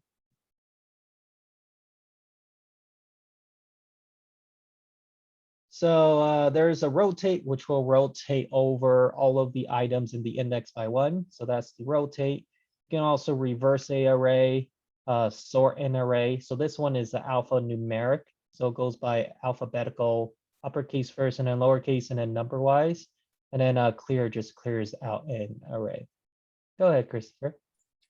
Yeah, I was just wondering, are we going to have access to the Yep. the Ruby stuff after this lecture?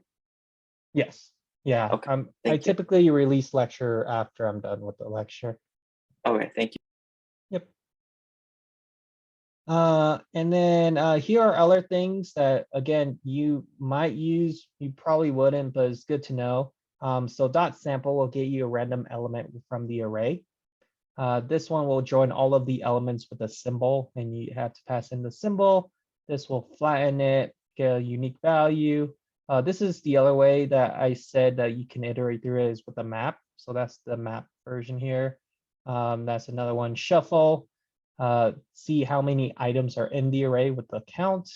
And then we'll go over any real quick. You can clone an array, max, min, drop. You can do a lot with arrays here. So you can definitely use this as a reference for anything that you want. In most cases, you might just use unique to get unique values, and you might use shuffle, and then you might use sample for your assignments. All the other ones, it really depends on use cases. The other methods that is going to be helpful or not helpful depending on how it is either if the array is nil, empty, any, or none. So this is the table that will kind of help out if it's either true or false. So you can see if it is a nil array or empty array or anything that is in the array or none. I think empty and none, they work the exact same way. So if the array is nil, then only this one will return true, everything else will return an error. If it's an empty array, the empty and none will return true, everything else will return false. If it's the array of nil, it is all false. And then if there is elements in it, the only one is going to be empty here. So that will just check whether or not a array is empty or not. So again, you might be using these, but just know that you can find them within this particular lecture. Sweet, but yeah, that pretty much sums up arrays and what we can do with them. And we'll go into more examples and how we'll be using arrays, because it'll be a little bit more complex with arrays of letters and fruits. We'll actually be doing something a little bit more with that. So yeah, I just blacked that out. Now let's go into hashes. So with hashes, these are where I mentioned before, where they are key value pairs. Pairs. And they typically work with curly braces. So here's where you would need to know that curly braces are for hashes, box brackets are for arrays. So that's why these will only work if you're using a certain type of curly brace. And then the other thing about this is that we use it to describe objects. So this will describe objects. And let me show you what I mean by that. So how a typical array, or not array, it will be how a typical hash will look like is that we would do a similar thing with the array so we can reference it for later use. So let's just say that this is a student hash. So a student would have a first name, set that equal to Bob. Another one is going to be last name, Smith. And then I'll do one more of age, but you can continue on with this here.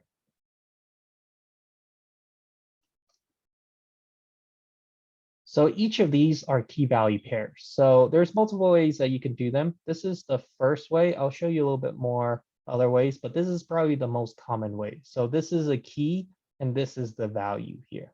Go ahead, Christopher. Yeah, so can you like with this hash, are we defining these variables within the hash? These aren't variables, these are Oh, they are. keys. Okay, keys. Okay.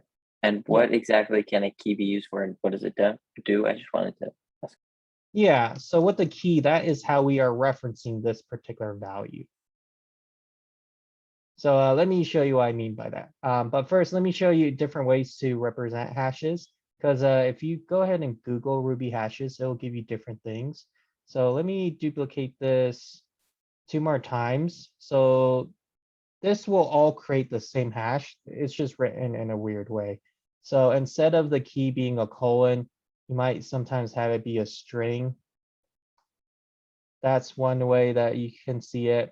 It will still work, but it's a little bit more work to grab values.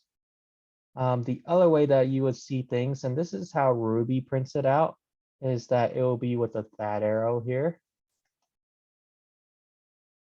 So the key here, that arrow, and then another key here, that arrow, and that will reference the same thing. I don't know if this is still supported, but you oftentimes would see that as well. So again, those are just different ways to represent the hash. It's just that this way is probably the most common way.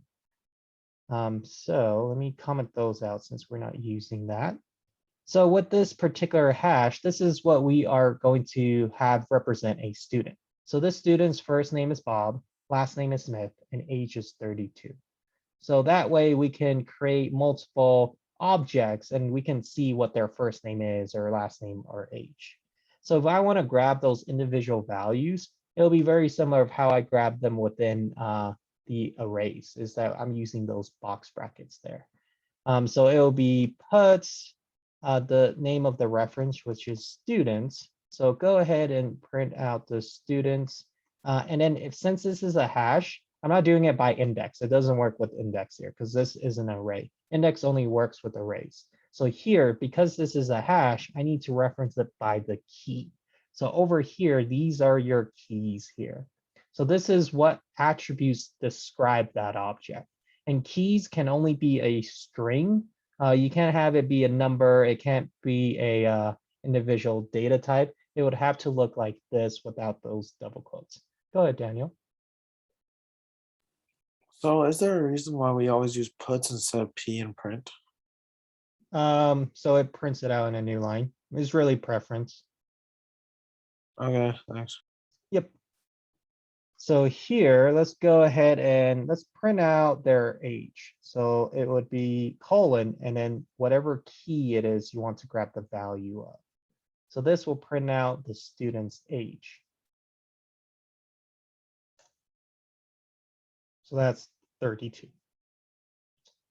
So that's how you're able to grab the value here. So the values is whatever represents that information or that data. So this could be whatever data type. It doesn't have to be a string. It should be whatever makes sense for that key. So the first name is a string, last name it is a string, but age it should be an integer. And then if you have like price, that could be a float. And if you have other things, it could be different data types. So it really doesn't have to be a single data type. It could be multiple, but it should line up with the data type of what it is that you're representing for the key. But if we were to go ahead and print out a key of, like, let's say hair, what do you think this will print out?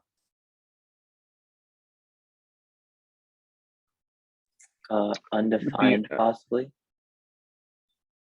Yeah, any other guesses?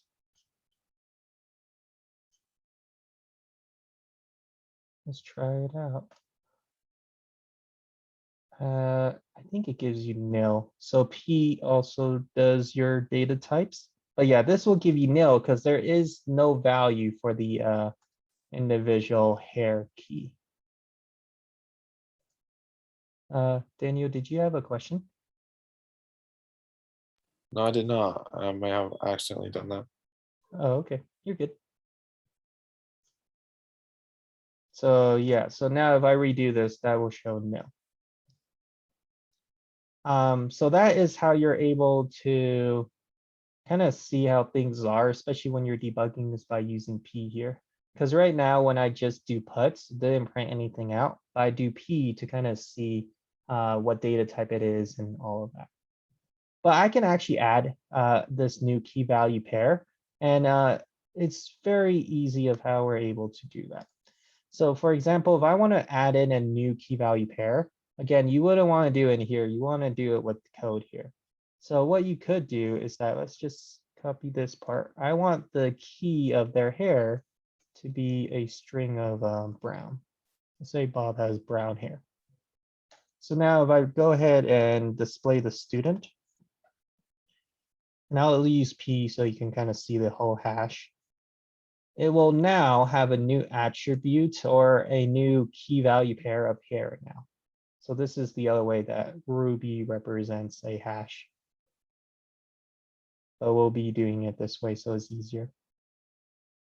So that's how you're adding values. And typically we don't want to remove key value pairs because this represents a student object.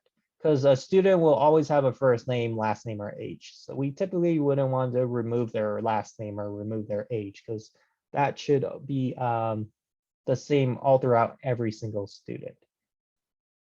And when we are saying that you can put whatever is within your hash, we can legit put whatever it is that we want. Like it doesn't have to be array strings and integers. It could also be other hashes as well as other arrays and everything like that.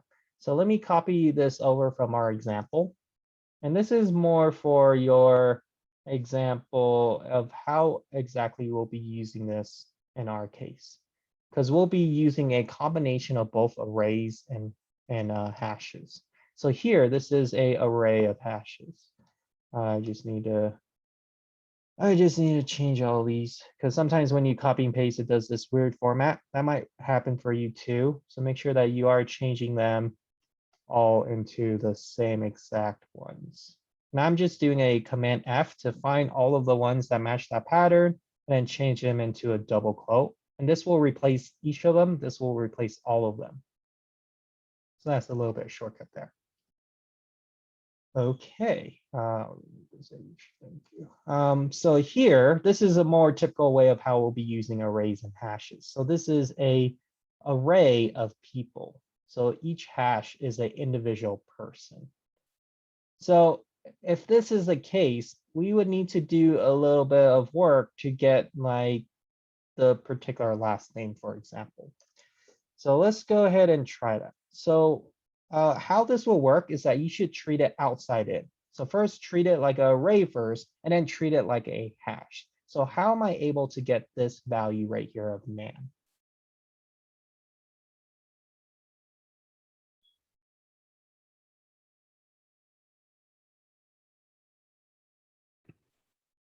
People last name. Let's try it. Let's do people and then last name.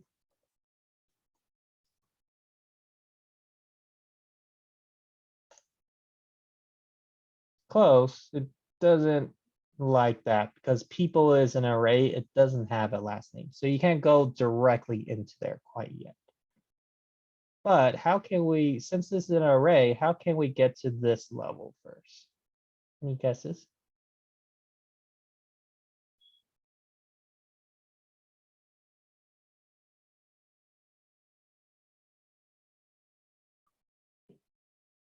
The index number? Yeah, what is the index number of this particular object? For the second one, it would be 1. Yep. So let me print out what this will do real quick. So we just do people and then give an index of 1. Let's see what that gives us. So that will give us a whole entire object of that hash. So that will give us the first name of bat, last name of man. So that is this particular value right here. Which it works if you are grabbing the whole thing, but in our case, I just want to grab the man part. So how can I grab it now when I'm at this level? It's very similar to what we tried to do at the first time that we tried it. Is it 1 comma last name? Let's try it.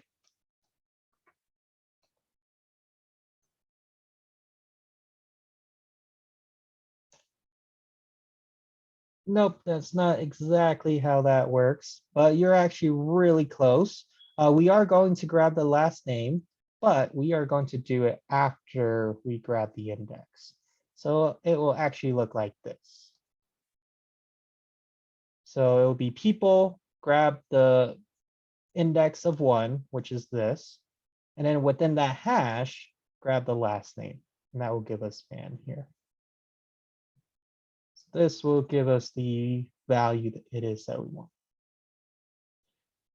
So a little bit of a trick to that is just go outside in. So here, the outside is an array. So we need to first treat it like an array.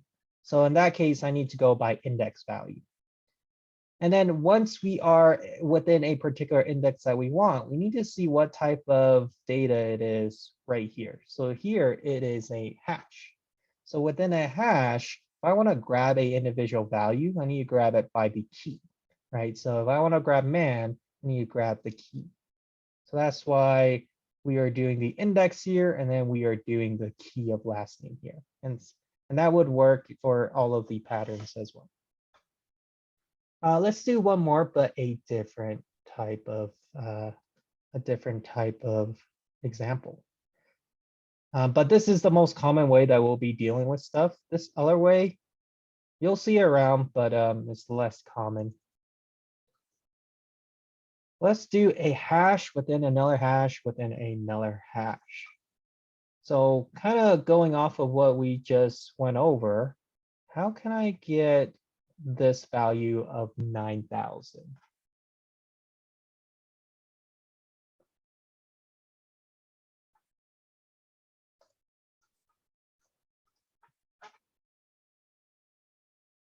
Any guesses?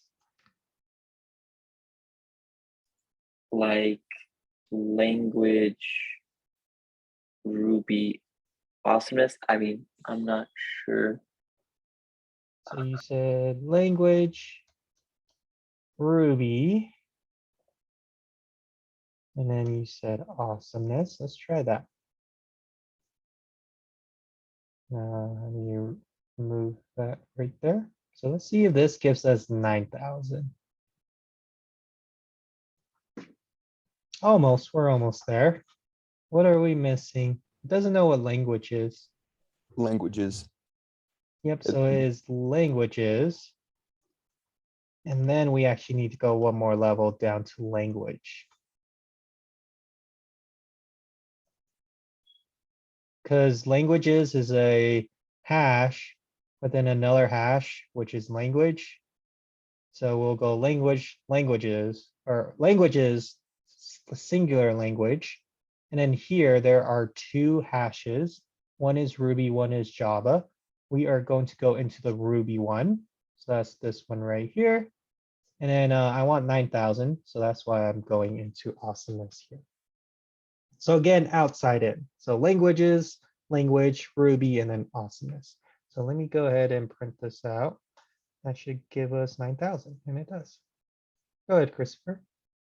Would you be able to call a value from the two separate sections of hashes in one command? Like if you wanted to get awesomeness and conceived, say, like one from Ruby, one from Java, would you be able to do that in one line of code? Not in the way that you think. So let me show you what I mean, or how that would work. So first off, you would need to interpolate it. So let's go ahead and interpolate this part first. And that will give us the same result I just interpolated. But if I want to have the 1993, for example, then I would have to do that whole thing again. So it will be languages, language. Let's just do Java, so it's a little bit different. Java, and then it will be Yeah, initially I did mean Java. If I said different, I meant like conceived from the Java section. so yeah, so that's how you would do it. You would just grab it from that individual value again. But there is a better way, and I'll show you that shortly, actually. Yep. Go ahead, Daniel. Are we supposed to be typing in this languages stuff? Nope. Okay. Because I'm about to Slack it out shortly. But yeah, this will go ahead and give you that result. And then this also is a way for you to change that. Let's say that awesomeness or conceive was something else. How you would change it is that you would go ahead and navigate into it. And then after you navigate into it, you are able to change that value. So let's just say conceived. And then that would be, let's say it was 1993, it was 1992. That's how you're able to change that particular value. So again, go outside in, and then that will give you that value, and then you can change that value or do whatever it is you need to with those values there. Yeah. So let me go ahead and select this out. You ready to do an even harder one? Just kidding. Your minds are probably like this already. Oh, wait, right here.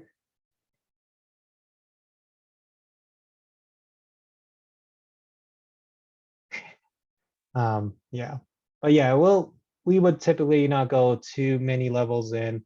The Most common one is just the array of hashes, which is what we did right here with the people. And that's the amount of complexity that we are going to do. It's just that type of level. We won't do anything too crazy like this, but there are rare cases. And if that's all the case, just go outside in and that will help you out.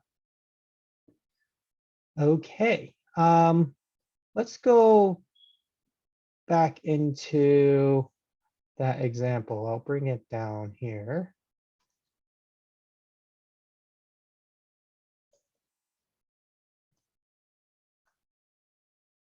So with this, let's say that I want to print out each of the first name and last name of each of the person. Again, I could do it the long way, which works. I could do people index 0 first name, and then people index 0 last name, and then people index of 1 first name, right? Like you can continue doing that, but that way only works if you know the index as well as if you know each key and value. And if you add or subtract, you would need to also update that particular code as well.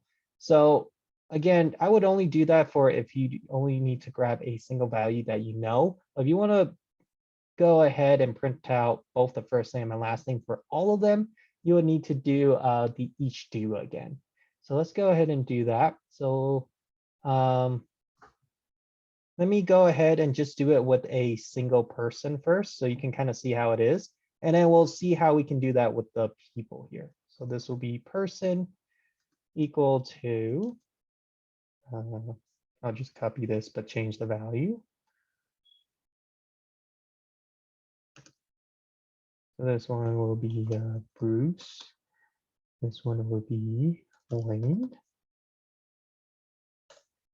So if I want to print out the first and last name of this person, without doing it manually, you can go ahead and iterate through that with the each do, because each do would also work in this case too. So the person dot each do, and then inside of here, because it's a hash, we need to reference what the first value is and what the second value is here. So we can reference each of those. So technically, this is what is representing the key, and this one is representing the value, right? But we can actually be more descriptive. We can change that to be like attributes and then like actual value as well. But let's just stick with these. So you know that each of these are keys and values, and then we'll change them to be what makes a little bit more sense. So here, let's go ahead and just do puts first name.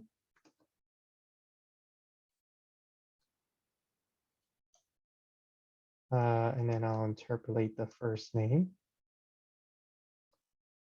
Or give me one sec. I don't need to do that.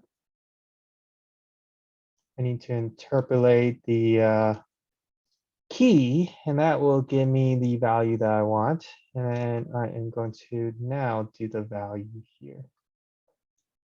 So that will say first name Bruce, last name Wayne. So that would work here. Let me make sure everything else is commented out. Yep, it is. So let me try this out here.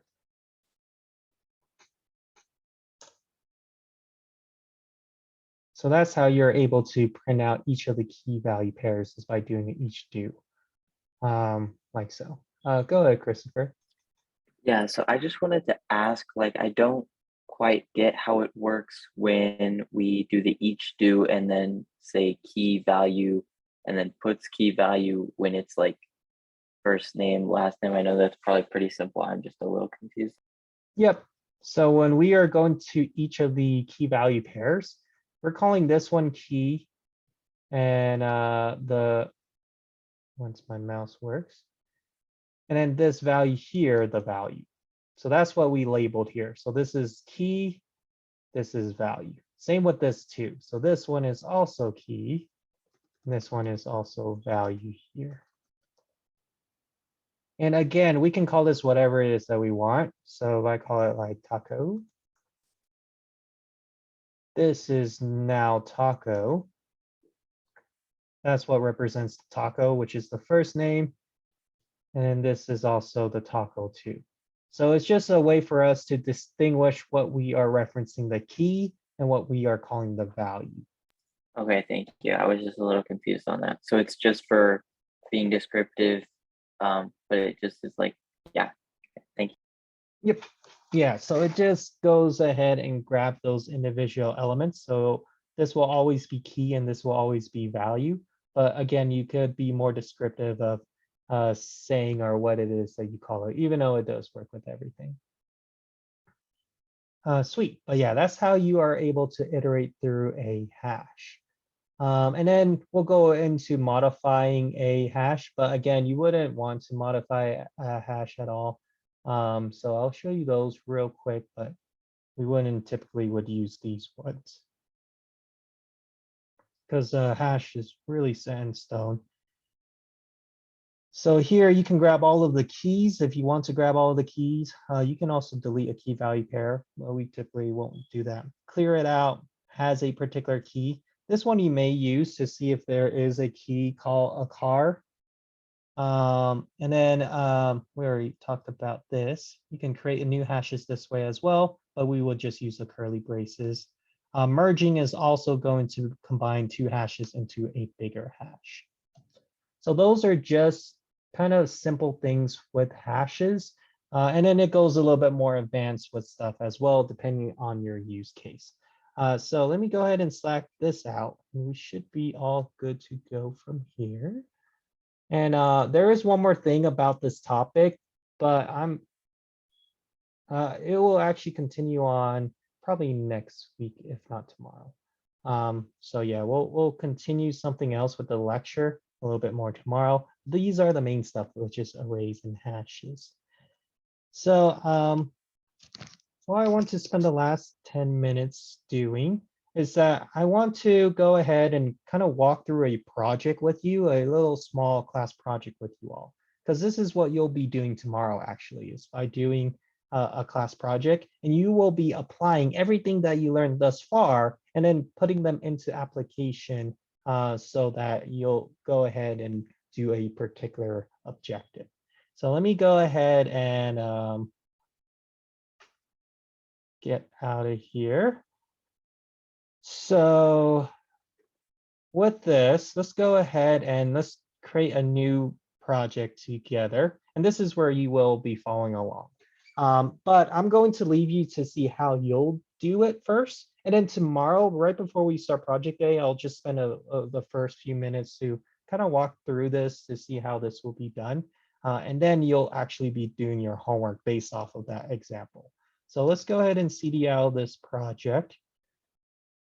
And let's see here. Let's say that we are creating a bookstore. So that is our homework assignment, is that we are creating a bookstore and we have to have a way for us to view all of the books in the store. We have to have a way for us to add a book into the store and edit and delete as well. So that is what we'll be doing, is building a bookstore. So again, go ahead and make sure you're in your project directory, your DPO directory.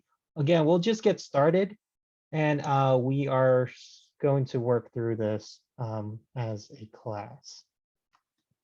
So let's go ahead and do a make dir. I think a library will make more sense than a bookstore. Let's just do a library. I'll just do library. Ruby. My Ruby library.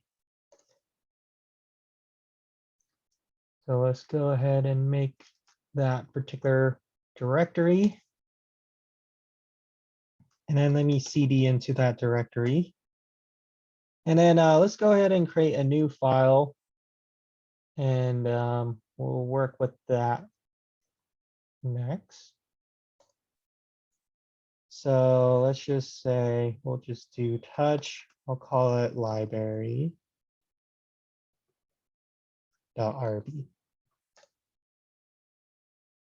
So first things first, every single time that you have a new project, we need to have a place for that project. So we're creating a new folder, creating the initial folders, cd into it, and then creating that first file there. Okay, So let me go ahead and open this up into our VS Code. And then we'll go ahead and list out the objectives. And then that's where I'm gonna leave you off. Let's see if you can try to see how you are able to solve this problem. And then tomorrow we'll bring it back to see one way that we can solve the problem. So here is that particular library. So inside of all of your projects, you will have basic objectives and bonus objectives. This one is just a made up assignment. So I'll just make up the objectives here. You don't actually have a library assignment, by the way, but this is just the class example I'm going to use. But with the basic objectives, make sure that you work on those objectives first before you move on to anything bonus, just because those are the main things that we grade. And also application-wise, those basic features should work. Like for example, let's just picture Facebook. One of the big things with Facebook is for you to have friends and for you to also create posts. Those are the basic objectives. If Facebook didn't have those basic objectives, it wouldn't be Facebook anymore, right? Because those basic features aren't really there. So that's why we really focus mainly on the basic stuff, and then we can move on into those bonus information here. So with this library, and this is probably one of the hardest part, is where to start off with your homework assignment or where to start off with your project. The first thing that I would do is to kind of get started is to kind of do a little bit of pseudocode. And this is a little bit of notes as we go as well. So essentially what pseudocoding is to kind of comment out your thought process and break down your code into small manageable parts. So comment out thoughts and break up into small manageable parts. I'll put that in a new line so you can see that better. Let's just go ahead and write out the objectives for now. And then we'll go into pseudocode a little bit more, if not tomorrow. And then in the meantime, from tonight into tomorrow, go ahead and try it out to see if you can go ahead and build out a library with what we learned so far. Okay, so let's just say one of the objective is to store all of the books. The other one is going to be to display all of the books. Display all of the books. The other one is to add a book into the library. Add a book into the library.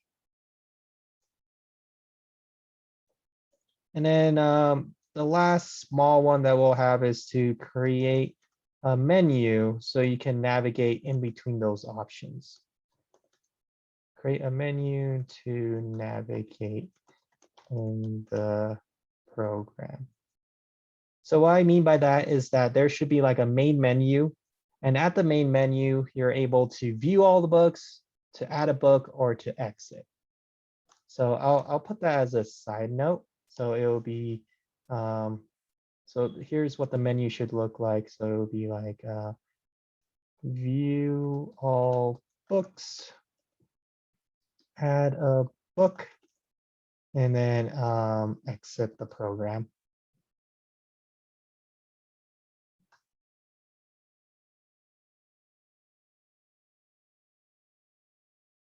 So now that is our objectives for our library. Let me stack out what I have so far. So even if we have the objectives, it's still going to be hard because I still don't know where to start, right? So let's actually make it a little bit easier so we can actually have a good starting point. Because building a menu might be a little bit hard, but if I go ahead and break each of those down, that might be a little bit easier. So with a store all books, store all of the books, what is one thing that we can do to store the books? Could create a hash Yeah, so a hash or would an be a good index, one. rather. Yep, a array with index would be a good one. And then let's also have it be a variable too. So that way we can go ahead and use that over and over again. So those are items that we just learned that could help us store a bunch of books. And then we can break that down even more if we need to. And then to display a book, so depending on what it is that we are using or the combination of these, what Ruby technique can we use to display something for all of the books? Puts or print or p. Yeah, I can do a puts, a print, or a p to display either everything within a hash or everything within the array or everything that is holding that variable. So that should be a little bit good to go there. And kind of thinking ahead, I might need to do this multiple times. So need to do multiple. Because oftentimes you don't have a single book, you would have a whole library of books, right? So multiple books. So we need to also think about that too. And then add a book to the library. So with that technique, how are we able to do that? So this one is that we need to go ahead and think about what it is that we're adding and what it is that we are doing with that. Go ahead, Stephanie. It'd be unshift or insert. Yeah, it will probably be unshift or insert, or even the shovel method would work too if we are doing it within a array. Array. Something else is that we should also ask the user of what book it is that they want to add, because we can't just assume what the user wants. We'll just have the user do that for us. So let's go ahead and do get users info for the book. How are we able to get the user's info? What technique can we use for that? We can use gets and then assign the book to a data set like book name in the library, and then shovel that in, whatever. Yeah. So we'll use the gets to get the user's info, and then we should assign that to a variable that corresponds with the book that a book has. And we'll go into a little bit about what the book actually has as well. And then creating a menu. This one kind of goes off of printing all of the books. That one will just be a bunch of P statements. Right, so we'll probably use like puts or print or etc. to display the menu. So that's where we are doing it this way. But if I want them to navigate between each of the features, what am I going to do with that? So if I have it labeled like 1 view books, 2 add book, 3 exit, what can I do to kind of do that logic? You could maybe see what the user enters and then compare that with like an if else statement, whatever, and see if that value corresponds correctly. And then if it does, put a new thing like the library of books, or an input for adding a book, or just exit. Yep. Marty, do you have anything to add with that? When loop.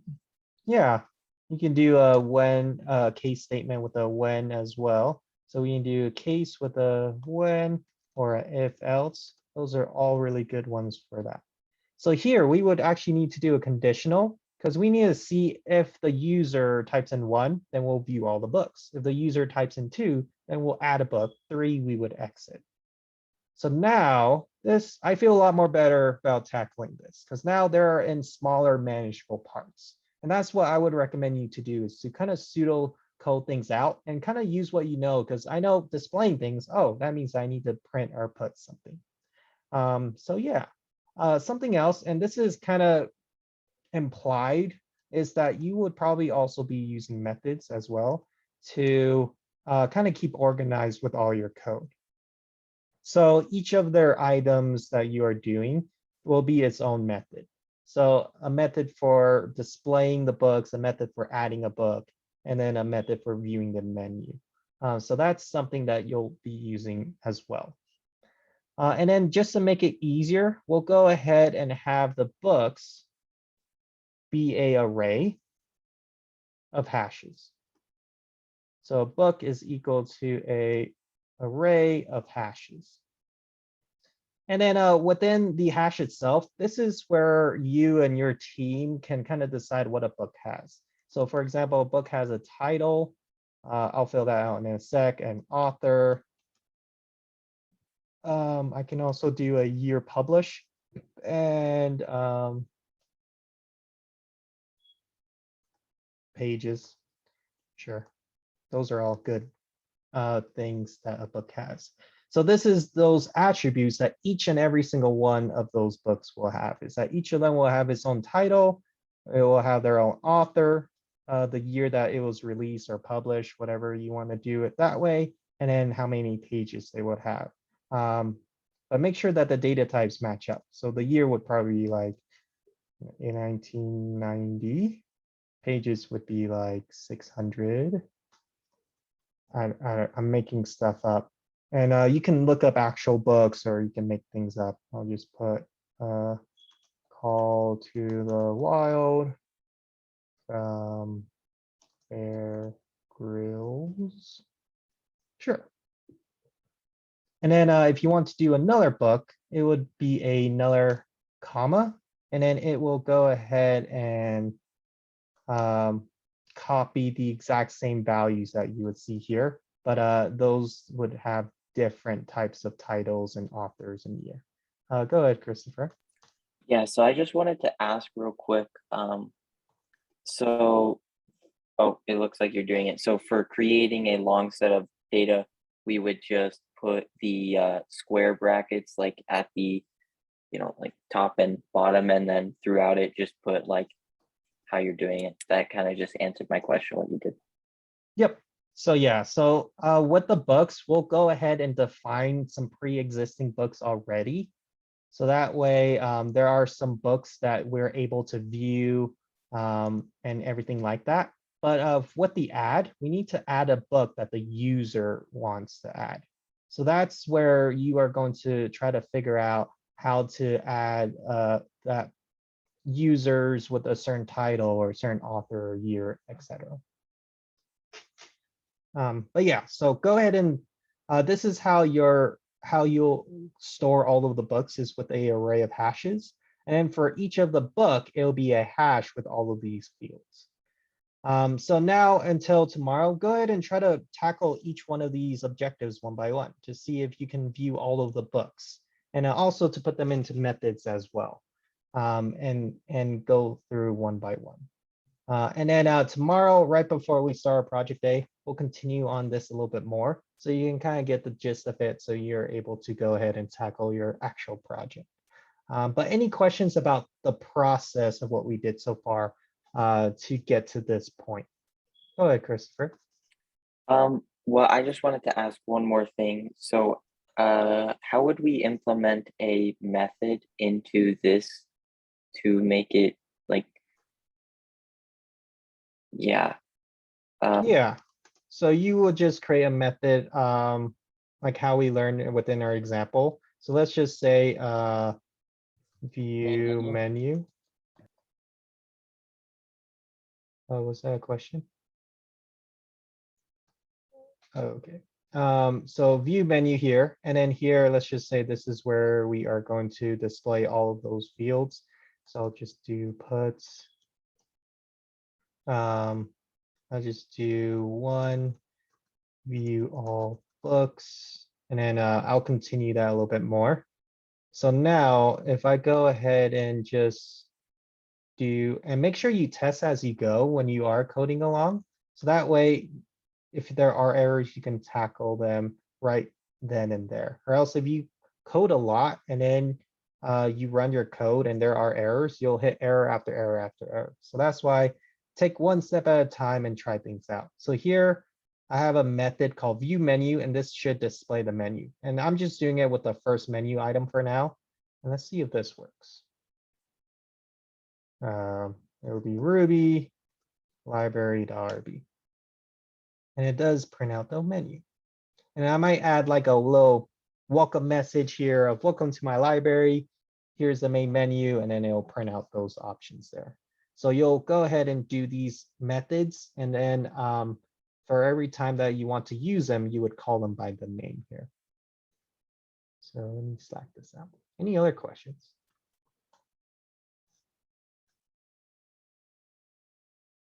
Sweet. So yeah, give this a shot. Try to have it simmer within your head of what I taught so far, and then see what you can pick and choose from the lectures to kind of help you out with this project, because this is exactly what you'll be doing for your homework assignment. Awesome. That is all I have for now.